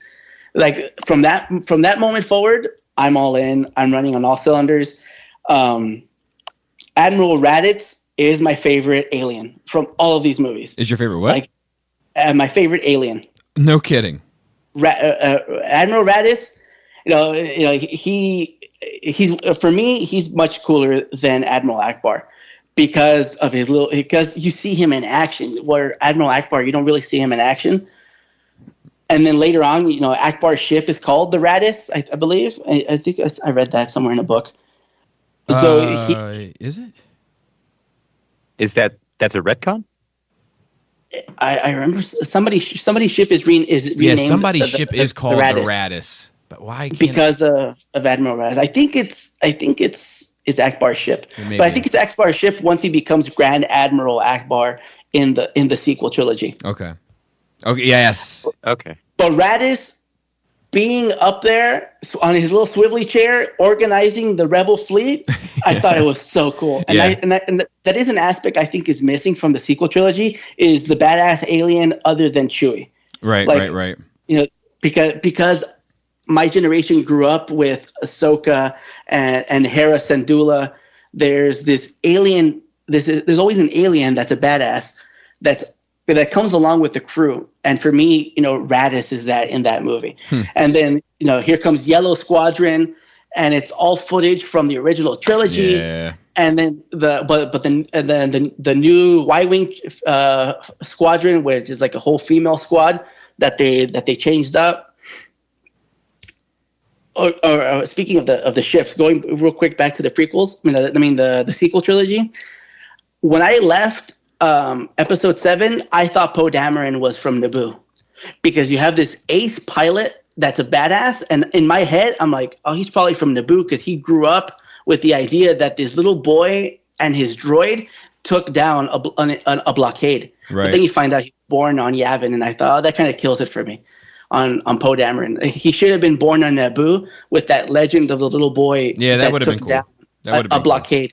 What if he was born on Alderaan or something, like one of the last children of the planet? Or there's a lot more meaningful things you can do than Yavin. Yeah. But for me, it was just because Poe and his relationship with BB-8 is such a big part of the story. having that idea of a kid and his droid be inspiration from Anakin and R2 would have been more meaningful to me for Poe Dameron. I do think that the current Lucasfilm staff, like in their mind, they're like, we have to connect this to the original trilogy somehow, but they don't necessarily think about all the possibilities. And I think more often than not, they think that we have to connect this to Episode 4 specifically. Yeah. And then in Rogue One, you get to see C-3PO and R2 on Yavin before they go off, and you see Bail Organa, which in that film he looks like he hasn't aged a day. Right, I don't know if they de-aged him like they did with Tarkin and Leia, but it's like when I saw him, I'm like, oh look, it's Organa. Yeah, that dude's just got good genes. Tarkin being in Rogue One was so cool. Yeah. Luckily, it wasn't spoiled for me when I went in. So when I saw him in the reflection, I thought, that's cool. Yeah. But then he's not going to turn around. And then he turns around, and I'm like, oh, my God, it's Tarkin. Yeah. Yeah, same. So after Rogue One, I figured out that I didn't like it. 'Cause I saw it 4 times in the theater. And then once it came out on digital, I watched it another 3 times. And I couldn't get myself to love it. So I read Rebel Rising, which talks about Jyn right before she gets picked up, and when the Senate gets terrorized by Saw Gerrera, it made me like her a little more, but not enough to where I enjoy that film more. But the one that I recommend everybody read is Star Wars Catalyst. I think it's called Catalyst: A Rogue One Story. That book, you go into it thinking it's about Galen and Jyn, but the whole book is a chess game between Tarkin and Krennic, and it's so good. It's probably one of my favorite new reads. I do love. Nice to have heard that too, because I didn't want to read it because I thought it was a Jyn story. So I like that it's about characters that I do want more from too. Like you're reading, and it's all about Galen. It's about Galen Erso and him trying to make a synthetic kyber crystal, because that's no longer canon. Synthetic kyber crystals are no longer canon. The way that kyber crystal works is there's a kyber crystal, and if you want a red one, you have to bleed dark force into it to make it red. That's it. There's no more synthetic crystals. So he's trying to figure out how to make it by going to these different planets that have different resources, and then finally he's like, no, I can't. The Republic becomes the Empire, and he gets a hold of kyber crystals.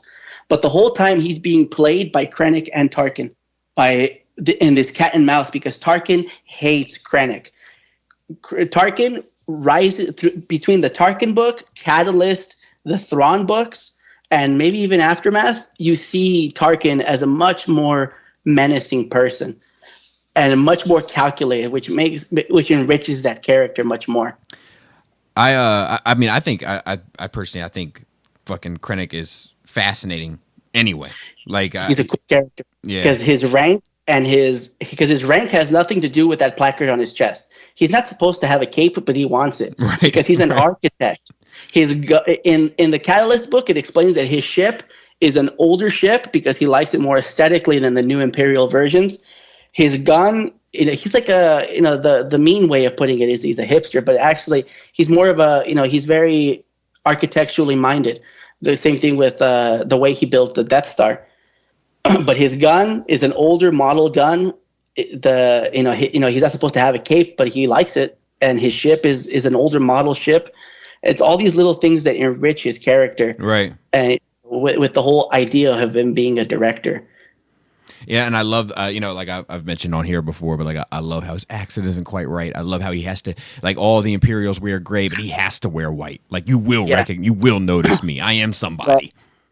Well, because ISB and the Grand Admirals are the ones that wear white, but he's part of this science division, which has no military significance at all.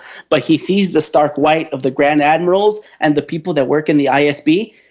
Is it the ISB? I think that's the CIA version of the Empire, where they wear white, and it's all intelligence based. And so since he's intelligence based, I'm going to wear white. Right. Yeah, I love that. But Rogue One. I don't enjoy it until the final run with on Scarif. Scarif on Planet Scarif, all of that.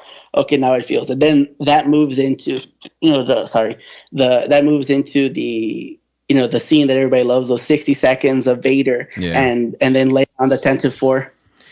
Yeah. Well, I love, real quick, just to go into it a bit, like I love a lot of the stuff, like the kind of like moral questioning that Rogue One raises. Both with kind of how Jen sees the universe and the responsibilities that one has within a universe, as well as, of course, the kind of moral ambiguity that's raised with the rebellion. And it's that sort of stuff that really attracts me to Rogue One. Plus, I love a lot of the characters. A lot of, I've said this before, but like a lot of the characters seem more like Star Wars to me than a lot of characters have up until Rogue One. Like K2SO reeks of Star Wars to me. The Baze and Chirrut relationship, etc. So the thing I love most about Rogue One, ironically, are the characters. Whereas it's the lack of character development to sell it for you guys with Jen is a issue, and I understand where you're coming from there. I do. Everyone has an arc, and everyone has pretty good character development because the way they talk, the way they act, and the actions they take represent their character, where I don't get that from Jin because her character is to be cold and reserved and distant. So I need to see her do stuff and instead of act it or say it, because her character doesn't act or say it. It does actions in order to portray what she's all about. Unlike Chirrut and Baze, who are all about brotherhood, the Force, maybe not being such a disciple of the Force. Correct. K2SO, he has probably the most dialogue in the whole film because he doesn't shut up. Right. And his relationship with Cassian, that builds that. Even Galen, you understand his motivations because, Krennic killed his wife, and in order to keep his daughter safe, he rejoins the Empire, but he secretly plants this faulty crack in the glass to take it all down. Yeah, no, I agree. But I would love to talk about Rogue One more. But yeah. So let's move on. Yeah, let's move on to Episode 8. The more as we say, the controversial one. Yeah. Now with Episode 8, I think a lot of people who don't like it, there is a chance that they don't like it because the movie just doesn't appeal to them. But it might also be who they go see the film with. I know I've seen movies with people by myself, and my reaction to it is different than when I see it with people. For Episode 8, I flew to Canada to see my friend that I hadn't seen in 7 years. So I flew from California to Canada. My cousin Diego flew from San Diego. Justin flew from New York because he's going to law school. My friend Chris moved from Montana, and all of us met up in Canada so we could all see it together, because that is where I get my Star Wars fix right now. We have this little D&D group where we just talk about Star Wars or anything that's going on, and so we thought we have to see this movie together so we can get the most out of it. And and I upset my wife by doing that because I just started getting her into Star Wars, and now I abandoned her for Episode 8. Right. But I wasn't able to go to Canada to see Episode 7, so I didn't want to miss out on Episode 8. And then Episode 9, they're going to come here and stay with me to see 9 and go to Galaxy's Edge and stuff. But we went to go see it, and it was spoiled for me on Instagram that Yoda was in the movie. I had already had an inkling because Frank Oz, the voice, was on the red carpet. But I thought he's a master puppeteer. He's just probably there because there's a puppet in the movie. But I saw on Instagram about 5 minutes before I saw the movie Sunday morning that Yoda was in the movie. Someone had posted a screenshot from a Chinese bootleg, and I was so upset that I saw that before walking in, because I usually try to go in blind. Like, I'll hear rumors and stuff, because usually those, well, they're based in fact, but they're not 100%. Right. Here's a screenshot of Yoda next to Luke, and I was so upset about it. But going into it, I was taken aback by how Luke threw the lightsaber over his shoulder. Mm-hmm. Right away, that put me in a certain mood. Mm-hmm. Like I don't understand, but like I said, when I watch movies, I turn my brain off. I don't analyze anything unless something sticks out. Him throwing the lightsaber over his shoulder really took me out of it. But then I'm just like, no, stop, just watch the movie. Right. And then I enjoyed the rest of the movie. I love all of Star Wars, and I really love Last Jedi. I haven't seen it as many times as I should have to be able to analyze it like I have the previous films, but there are things that I do love. Luke throwing everything away because he failed to train Kylo. Uh-huh. I buy it. Yeah, me too, dude. I buy it because who are you if you can't even keep your nephew safe and out of crime? It's like kind of like parenting. Like, I don't have kids, but I raised my little brother like if he was my son. Right. And if my brother got involved in drugs or crime, I would feel like that's a reflection on me as much as my parents. Sure. Because I helped to raise this kid. And so your sister gives you this kid, and you're so over here drinking your own Kool-Aid that you don't notice that he's being tempted by the dark side and he's taken over by the dark side. Exactly. And then you get the three versions of what happened that night, and finally you realize that he pulled that lightsaber on him out of habit, because it's just boom. Yeah. I feel the darkness, whip out my lightsaber. I feel the darkness, whip out my lightsaber. Right. And then he realizes his mistake in the moment, but it was too late because that's all Kylo needed to fully turn. Yep. Oh, and then going back to episode 7, when it's revealed that Kylo's name is Ben, my heart skipped a beat. For Han and Leia to name him Ben must have taken so much out of Han's character to be like, yeah, I buy it. Just like in that movie where he says, it's all real, all of it, the Jedi, the Force. Right. Like, to name his kid Ben, my heart skipped a beat at that moment. It was such a good little moment that doesn't mean anything to anyone else except for people that love Star Wars. Yeah, no, I agree. And so in episode 8, I get that the casino scene was too long. I did feel that it dragged. Yeah. But that's the only thing I don't like about the casino scene, that we're there for too long. Like in Empire, they're in that asteroid and on Bespin for way too long. Leia's over here eating grapes, laying on this couch before Chewie finds C-3PO. I just recently watched all the movies with my wife, and my wife had mentioned, why are they still here? Why haven't they taken off? Yeah. And obviously it's because Chewbacca can't find 3PO. But once 3PO shows up, they should take off. But that's the moment that Lando shows up. It's like, oh, come have dinner with me. Yeah. But overstaying your welcome is a part of Star Wars in certain places. Obi-Wan overstays his welcome on Kamino, and that starts the fight with him and Boba. Yeah, that's the only thing probably that sticks out to me on episode 8 that I don't like. Yeah, I agree. I think it goes a couple beats too long. Yep, like how they get off the planet, the whole thing with the 5 years. I don't mind any of that. It needs to go a little quicker. Yeah. Maybe when all of the aliens are getting showcased, to cut a little bit of that out, but I don't mind it at all. I agree. So I just learned something we took a little break there for our listeners, and I just learned something very jarring, but we're going to circle back to that. Let's get Solo checked off our list. Okay, I've only seen Solo twice.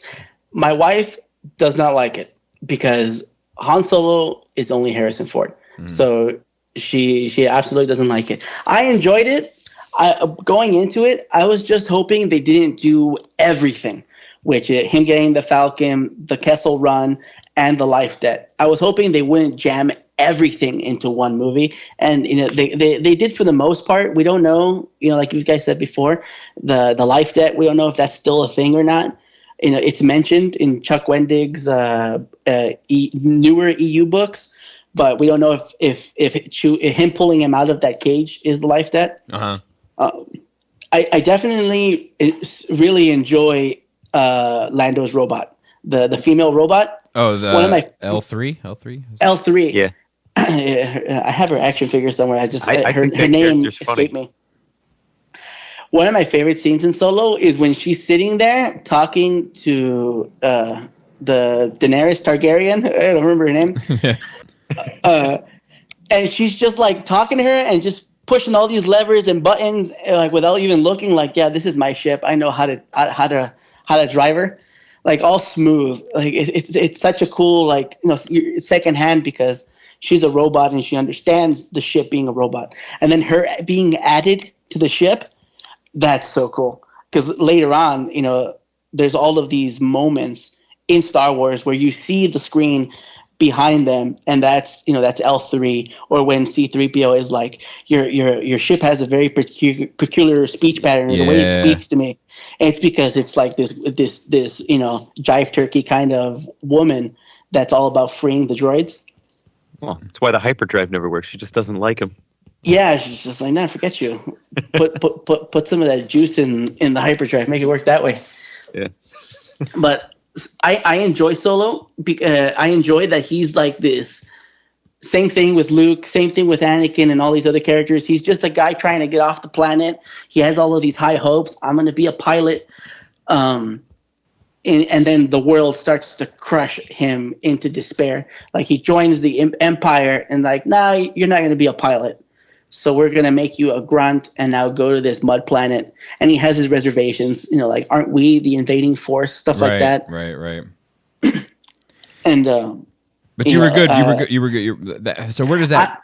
I'm almost curious because of your kind of non-conventional, tastes, like where you would rank the movies from least favorite to most favorite, or vice versa. Like, I would be curious to hear that. That's hard because, and I'm not sure it's fair. I agree, it's hard. It's definitely not fair. Yeah, because you obviously you don't put it in the aspect of best to worst. You put it in favorite to the one I don't watch as much. And Solo would be at the very bottom because I've only seen it twice. I've been meaning to rewatch it, but it's difficult to find time with my wife to watch it together, right? Or even watch it by myself because there's so many other things that I want to see. But at the very top, it would be Episode 3, followed by probably A New Hope, Force Awakens, Empire. And off the top of my head, I wouldn't be able to rank the rest. I would have to write it down. Right. But definitely at the very top, it's Episode 3. That's the one. When I feel like watching Star Wars, that's the one I watch. I put that one on, and it doesn't matter if it starts from where the last time I started watching it, because I have it on my phone. I have it through Google Play, so I can just watch it whenever. If I'm driving, I can just listen to it. I've watched it so many times. I see the movie in the back of my eyelids. Right. No, I know those feels. But Solo is a lot of fun. I just wish they didn't jam-pack so much into it, because there's so much stuff there's so much breathing room in that movie that could lead to more adventures. Like, you guys talk about the Shadow of the Empire book, right, and soundtrack and video game is the Shadow of the Empire. Yes. The guy that's like Han Solo's rival in that book, he was supposed to be in Solo as a background character, or his ship was, at least. I think in one of the books, I think it's Solo Last Shot, it mentions that his ship is at the bar when they go look for Lando.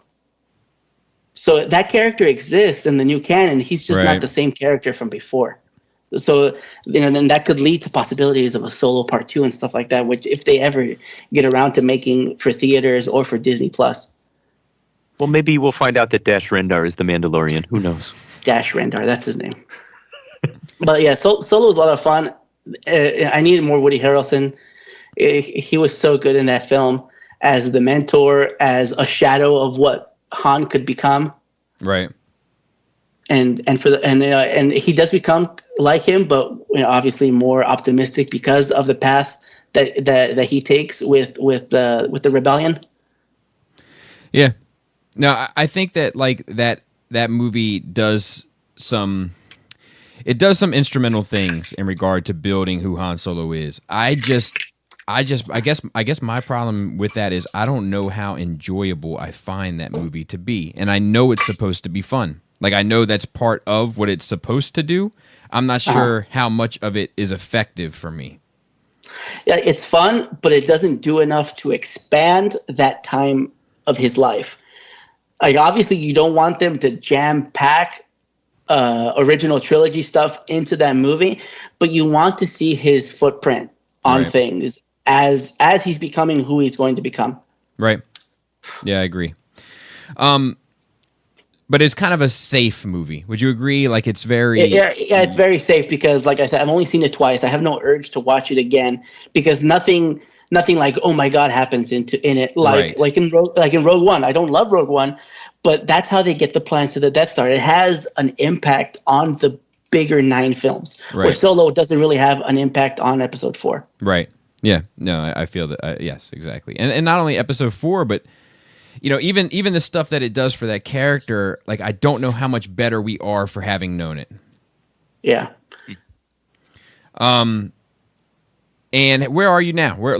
How do you feel about The Mandalorian? How do you feel about 9? Like, where's your level of excitement as a fan? I'm excited for Mandalorian. Just like with Game of Thrones, I'm going to try to make a TV night with my cousins.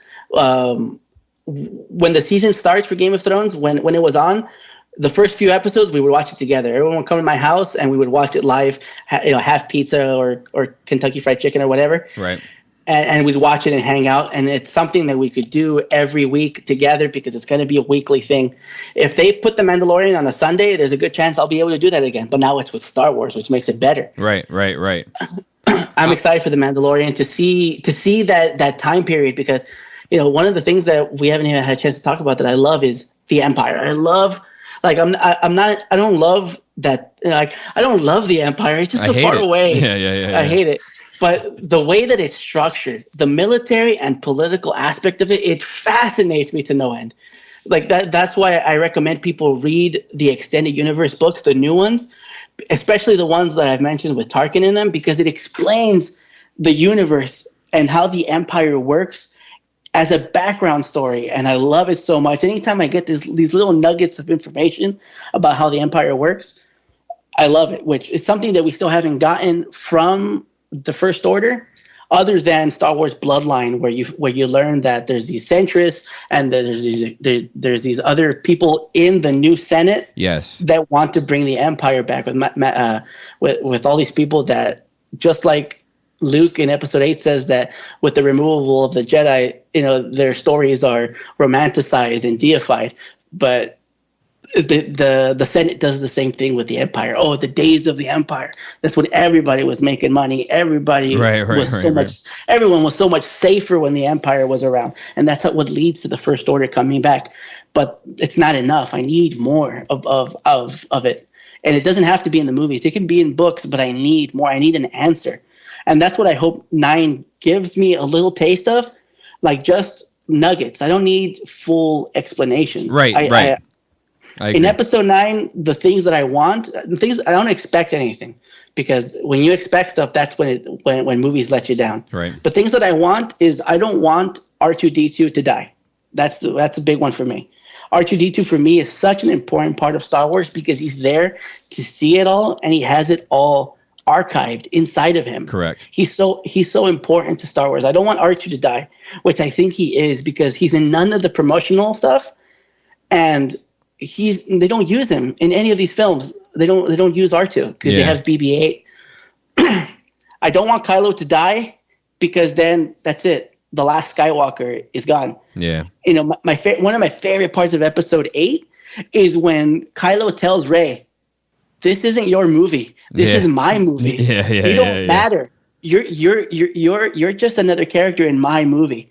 And Kathleen Kennedy drove it into people that Star Wars is a Skywalker story. Yeah. So if Kylo dies, I'm going to be so bummed out because the bloodline dies. Right. And it doesn't matter if you never see a Skywalker ever again, but knowing that they're out there is enough. It's enough. Yes, I agree. Knowing that Kylo continued either the solo Skywalker line, that's enough for me to know that they're there. I agree. Even if we never see him again. I agree. So I don't want R2 to die. I don't want Kylo to die. And I want to know where, we're not going to get this, but I want to know where Maz got Anakin's saber.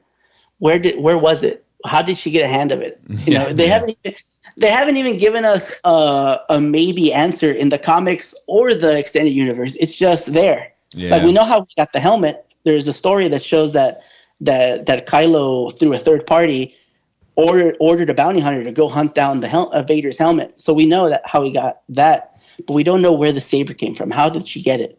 That's probably the only thing that I want to know that we'll never know. Yeah. But I just don't want R2 to die. I don't want Kylo to die, and I do want the movies to end well. But what does that mean? I don't know.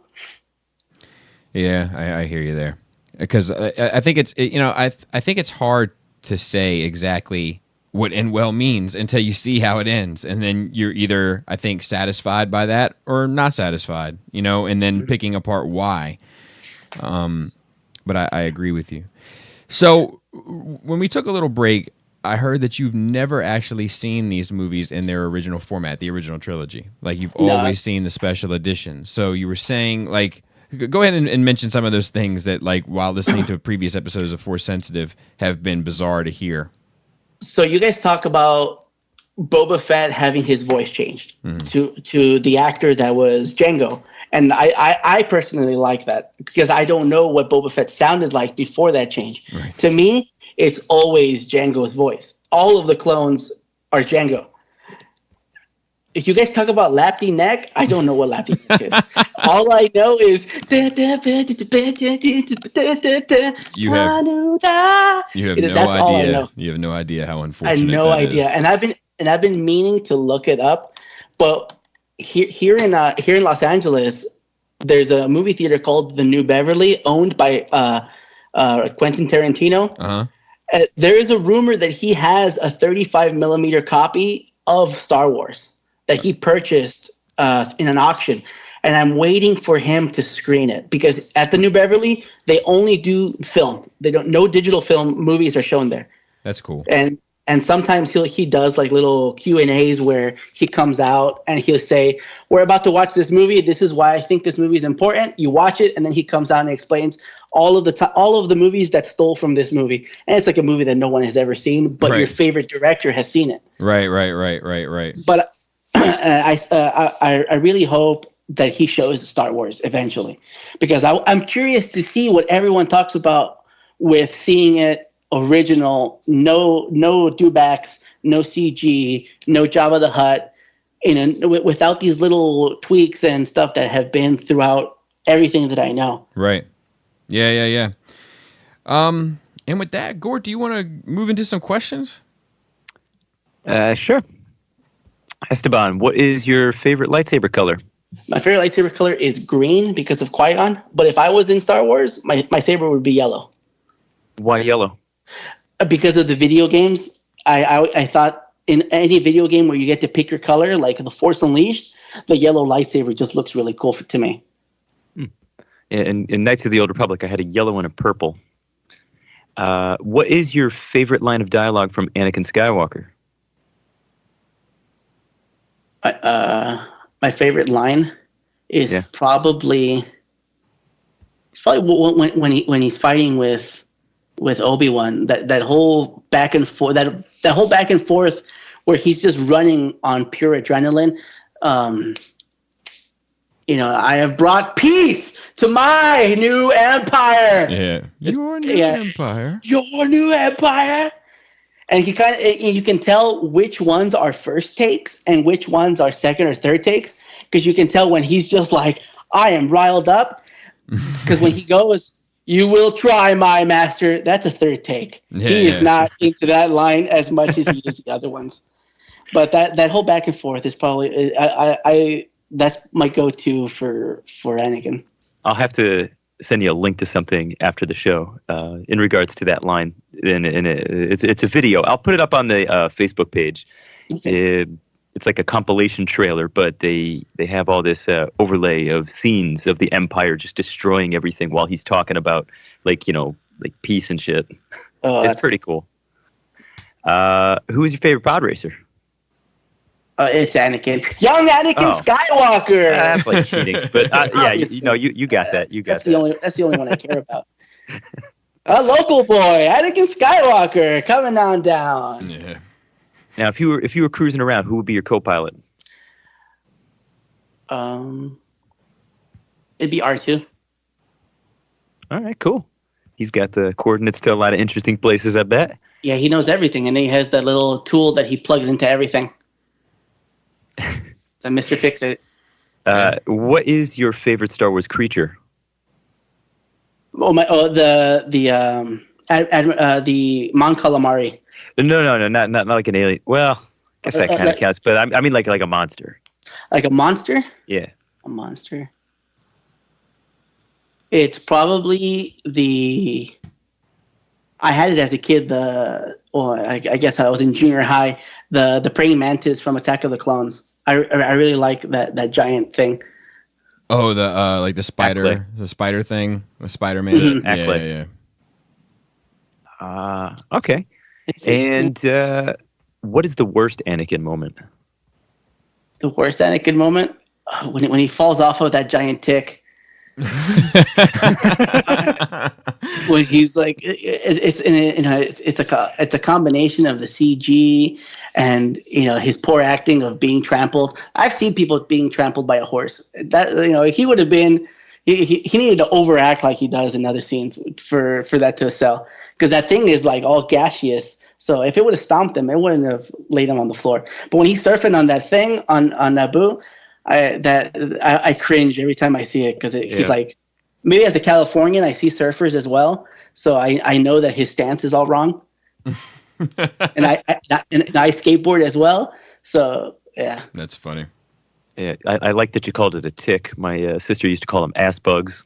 Either that or when he floats the CG apple to Padme and the apple the pear disappears before she takes the bite out of it because of the CG is clipped wrong. Force feeding. Bobby, what do you got? To be honest with you, man, like I'm actually mine's more of an open-ended. Like, is there? Because I really love these little nuggets that you've been able to nitpick and kind of dissect and sort of come up with your own interpretation of why things are what they are. Are there any that you've kept? Yellow ship there in episode 3? Exactly. Yeah. Are there any that you've kept that you've kept in your pocket and have not mentioned? Because I'm about to unload. Yeah, I was telling Gord about this. It's just like, I know there's tons of things that I'm missing because I'm so excited, because I never get to talk about Star Wars like this. Right. But that yellow one is definitely the first one that comes to mind.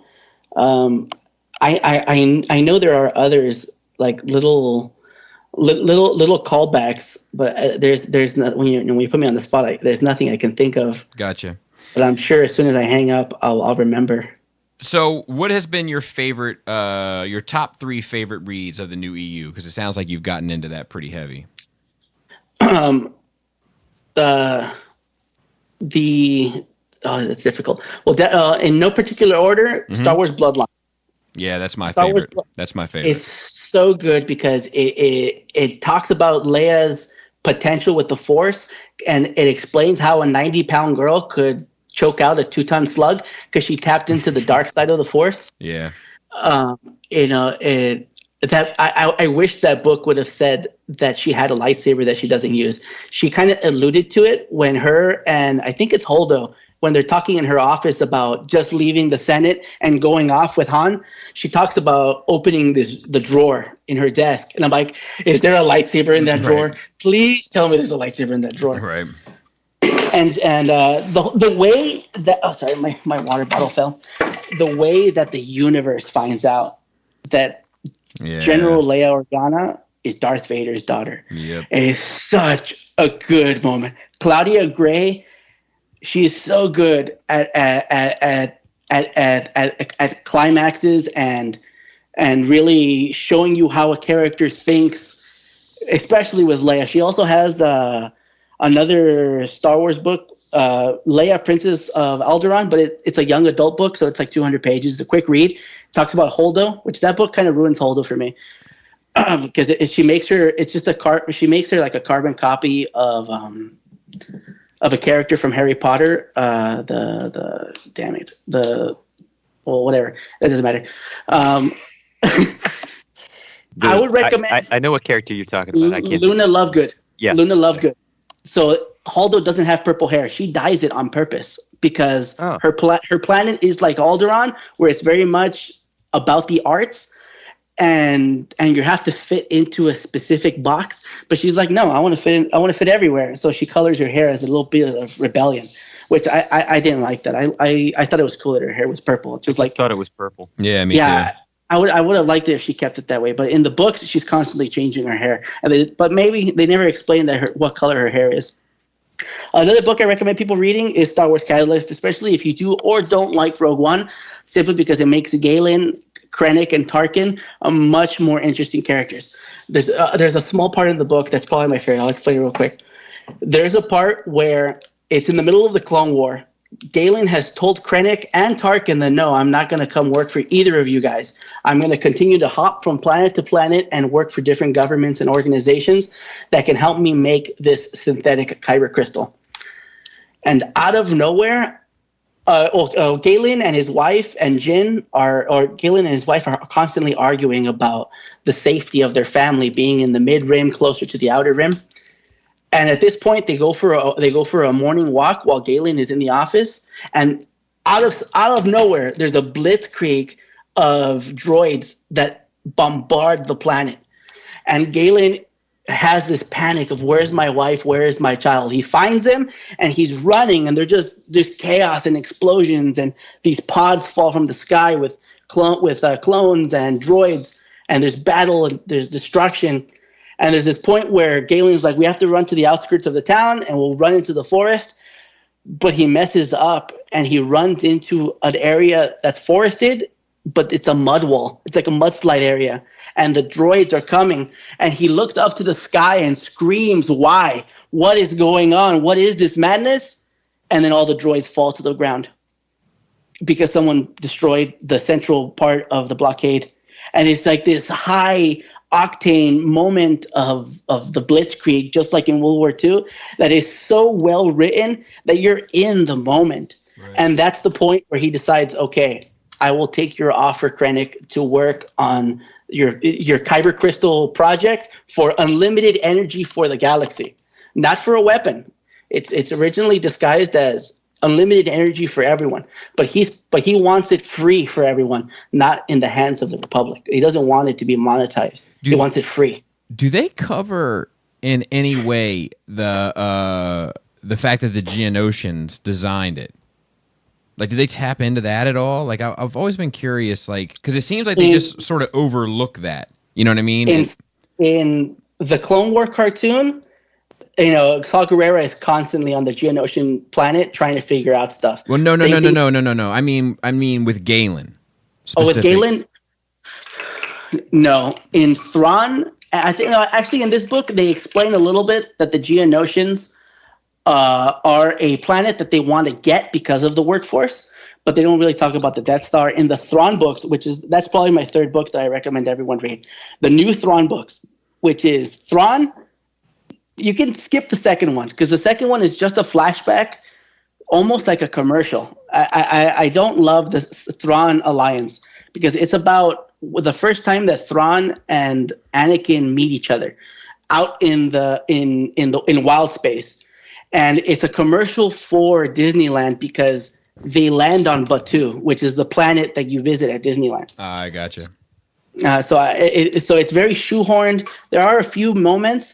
But you could tell that Timothy Zahn does not love Anakin because it's 100% episode 3 Anakin. I'm emotional. I'm angry. I'm cold. It's none of the Clone Wars Anakin where he's a lot warmer. He cares about the clones and stuff. It's very much I'm here on a mission to find Padme because she's lost out there in the middle of nowhere.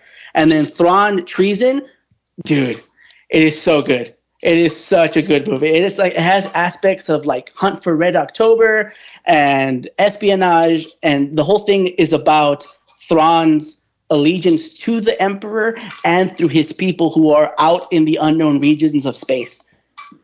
And all of these 3 books, along with the Tarkin book, if you guys love Tarkin, you have to read these books because it explains that the galaxy, everyone knows it's separated into the center, the mid rim and the outer rim, the unknown regions and wild space.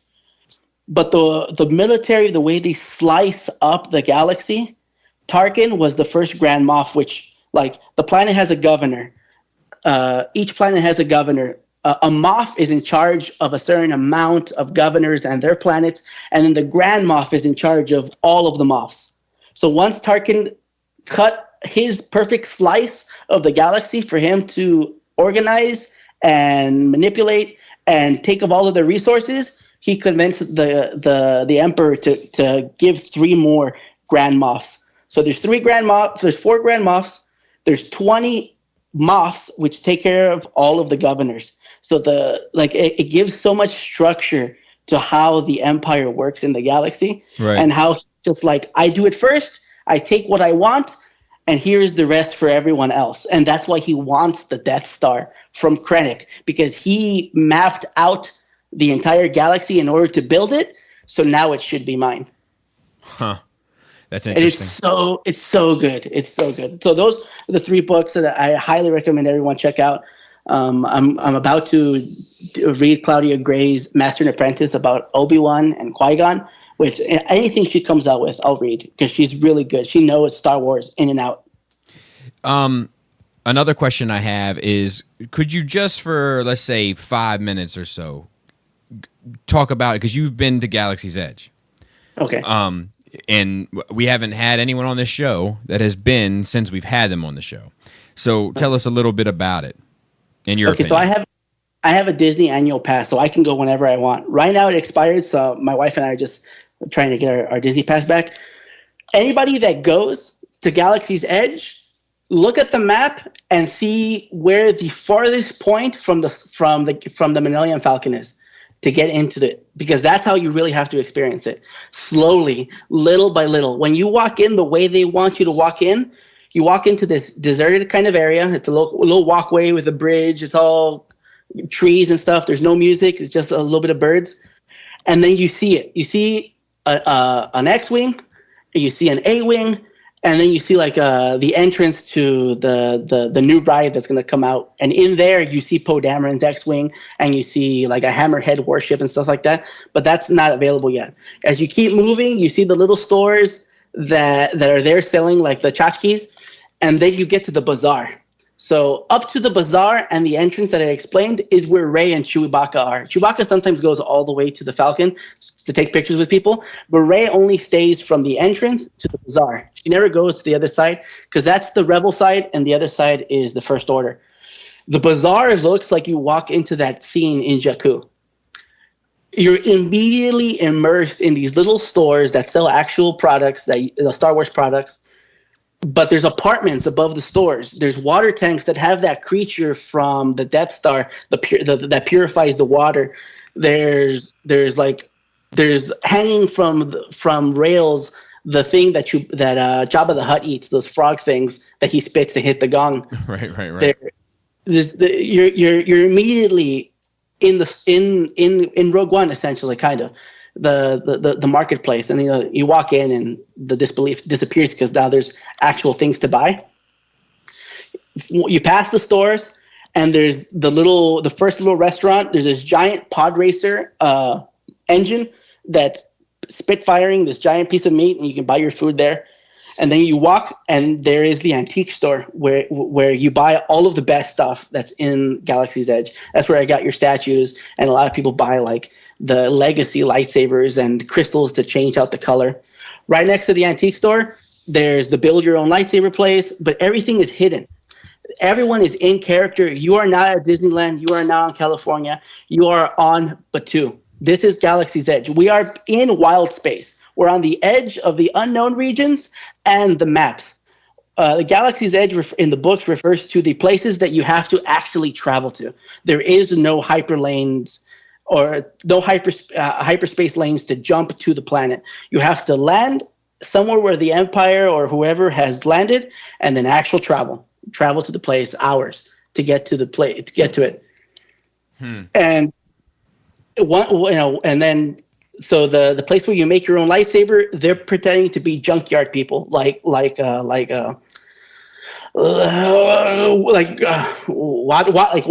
like, oh, we just hunt junk, and the First Order stormtroopers are constantly patrolling the junkyard, like, oh, what's going on over here? Oh, no, we just buy and sell scraps, for food and for credits. And then they walk away, and you can continue your transaction to go into the store to make your lightsaber. There's the droid shop where there is just a bunch of people in character, living on Batuu, helping you make your own little droid. There's the First Order area where there's this giant store, this First Order store, but there is a prototype ship that's kind of like Kylo's ship, and Kylo Ren is walking around to take pictures with people, but he's like a dick to you. When he walks around with stormtroopers, he's there for business. He's looking for Rey. He's looking for rebel scum. There is a unique character. Is an African American lady with, I think, blue and orange hair. She's supposed to be Princess Leia's top spy, and she's on Batuu recruiting rebels because after Episode 8, the Rebel Alliance has been or the Resistance has been annihilated. So we're looking for rebels. She hands out stuff to kids to bring them into the universe a little more. And then there's the cantina, which when you walk in there, it's pretty cool. The only problem is there's no aliens. The thing that lacks about Galaxy's Edge is there's no aliens. It's just people. And if you're out in the middle of space, there has to be aliens on your planet other than Chewbacca. And then there's the Falcon.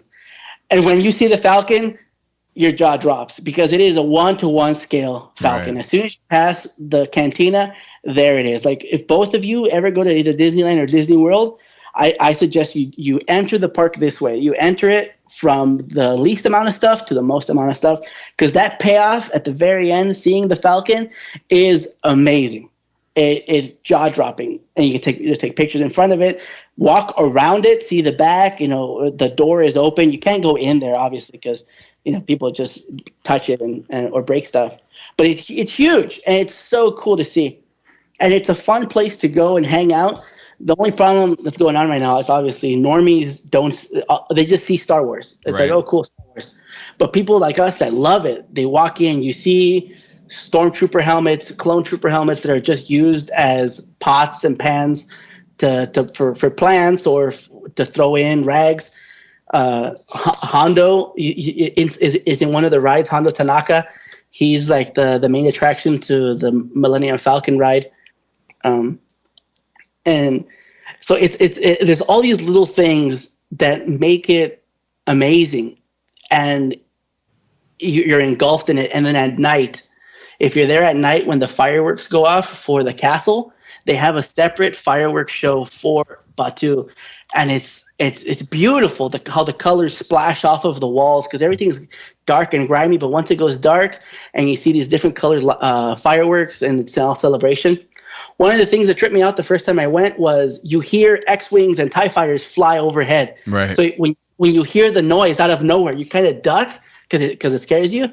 But it's just the noises of X-Wings and TIE fighters flying overhead. And it's super immersive. There's so many little things to sit there and enjoy, other than just like go get on the ride and leave. Gotcha. I have one last question for you. Please. If you could have one Star Wars prop in your home, logistics is not an issue, cost is not an issue, et cetera, what would it be? One prop. From the movies, like that the legit thing. I'm not sure why somebody was remixing my tongue at that point, but... The one item.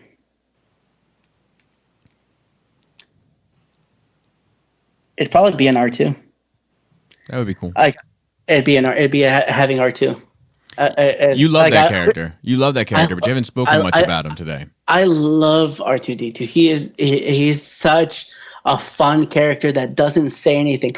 Like I know, after the first time we left Galaxy's Edge, my wife told me, after 9 years of being together and a year of being married, okay, now I actually want to watch Star Wars. Because she saw how happy Galaxy's Edge made me, right. And she wanted to share that. Like, she's seen it in the background, but she's never sat there and paid attention and learned people's names. And as we watched it, there were moments where she would cry because she got it. She understood it. When R2 gets blasted and he's being like, that's the first time I saw her cry during the movie. R2 is being removed from the X-Wing with Luke, and C-3PO says, "Master, if there are any of my parts that will help him, I'd gladly give them away." And my wife looks at me and goes, "He loves him so much." And like I got a little sense of it when they say goodbye, and it's like, "R2, please come back. You don't want me to be alone, do you, or boring?" There is something like extremely rewarding about being with someone that you love and seeing them have an emotional reaction to those movies, like the same way that you do. I just had it recently with Jaina when we were watching Rogue One, and Cassian said to Jyn, "Your father would be proud," and like I could see her body shake from crying, Yeah. And I was like, "Holy shit, that's fucking awesome!"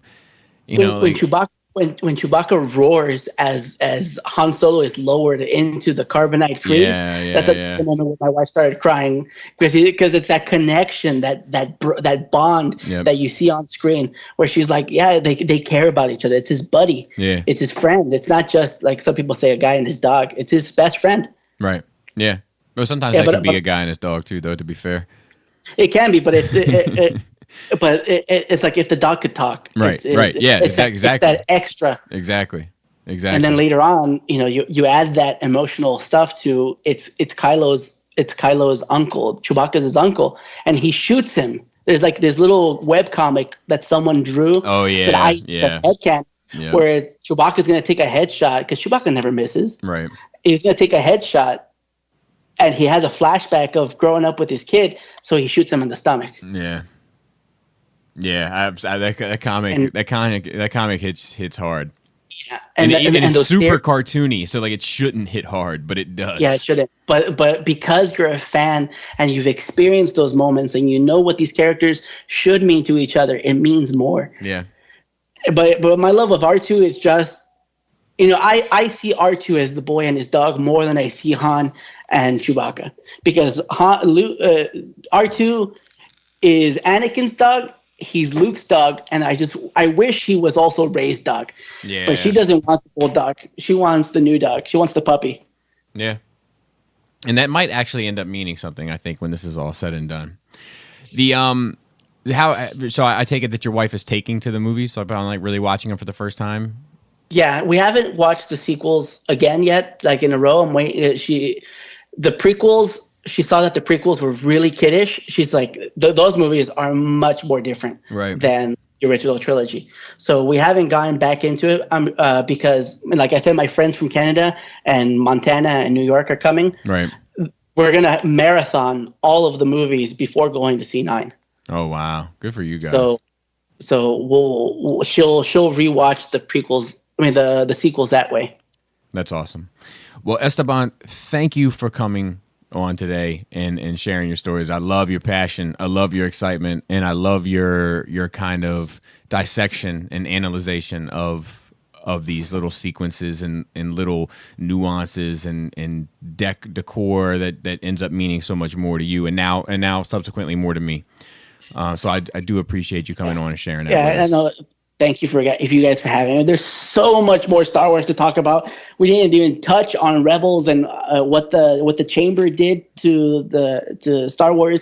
We didn't talk about there's just so much. There's so much Star Wars to love, and just doesn't get talked about because obviously the movies are the focus. Right, I agree. The focus.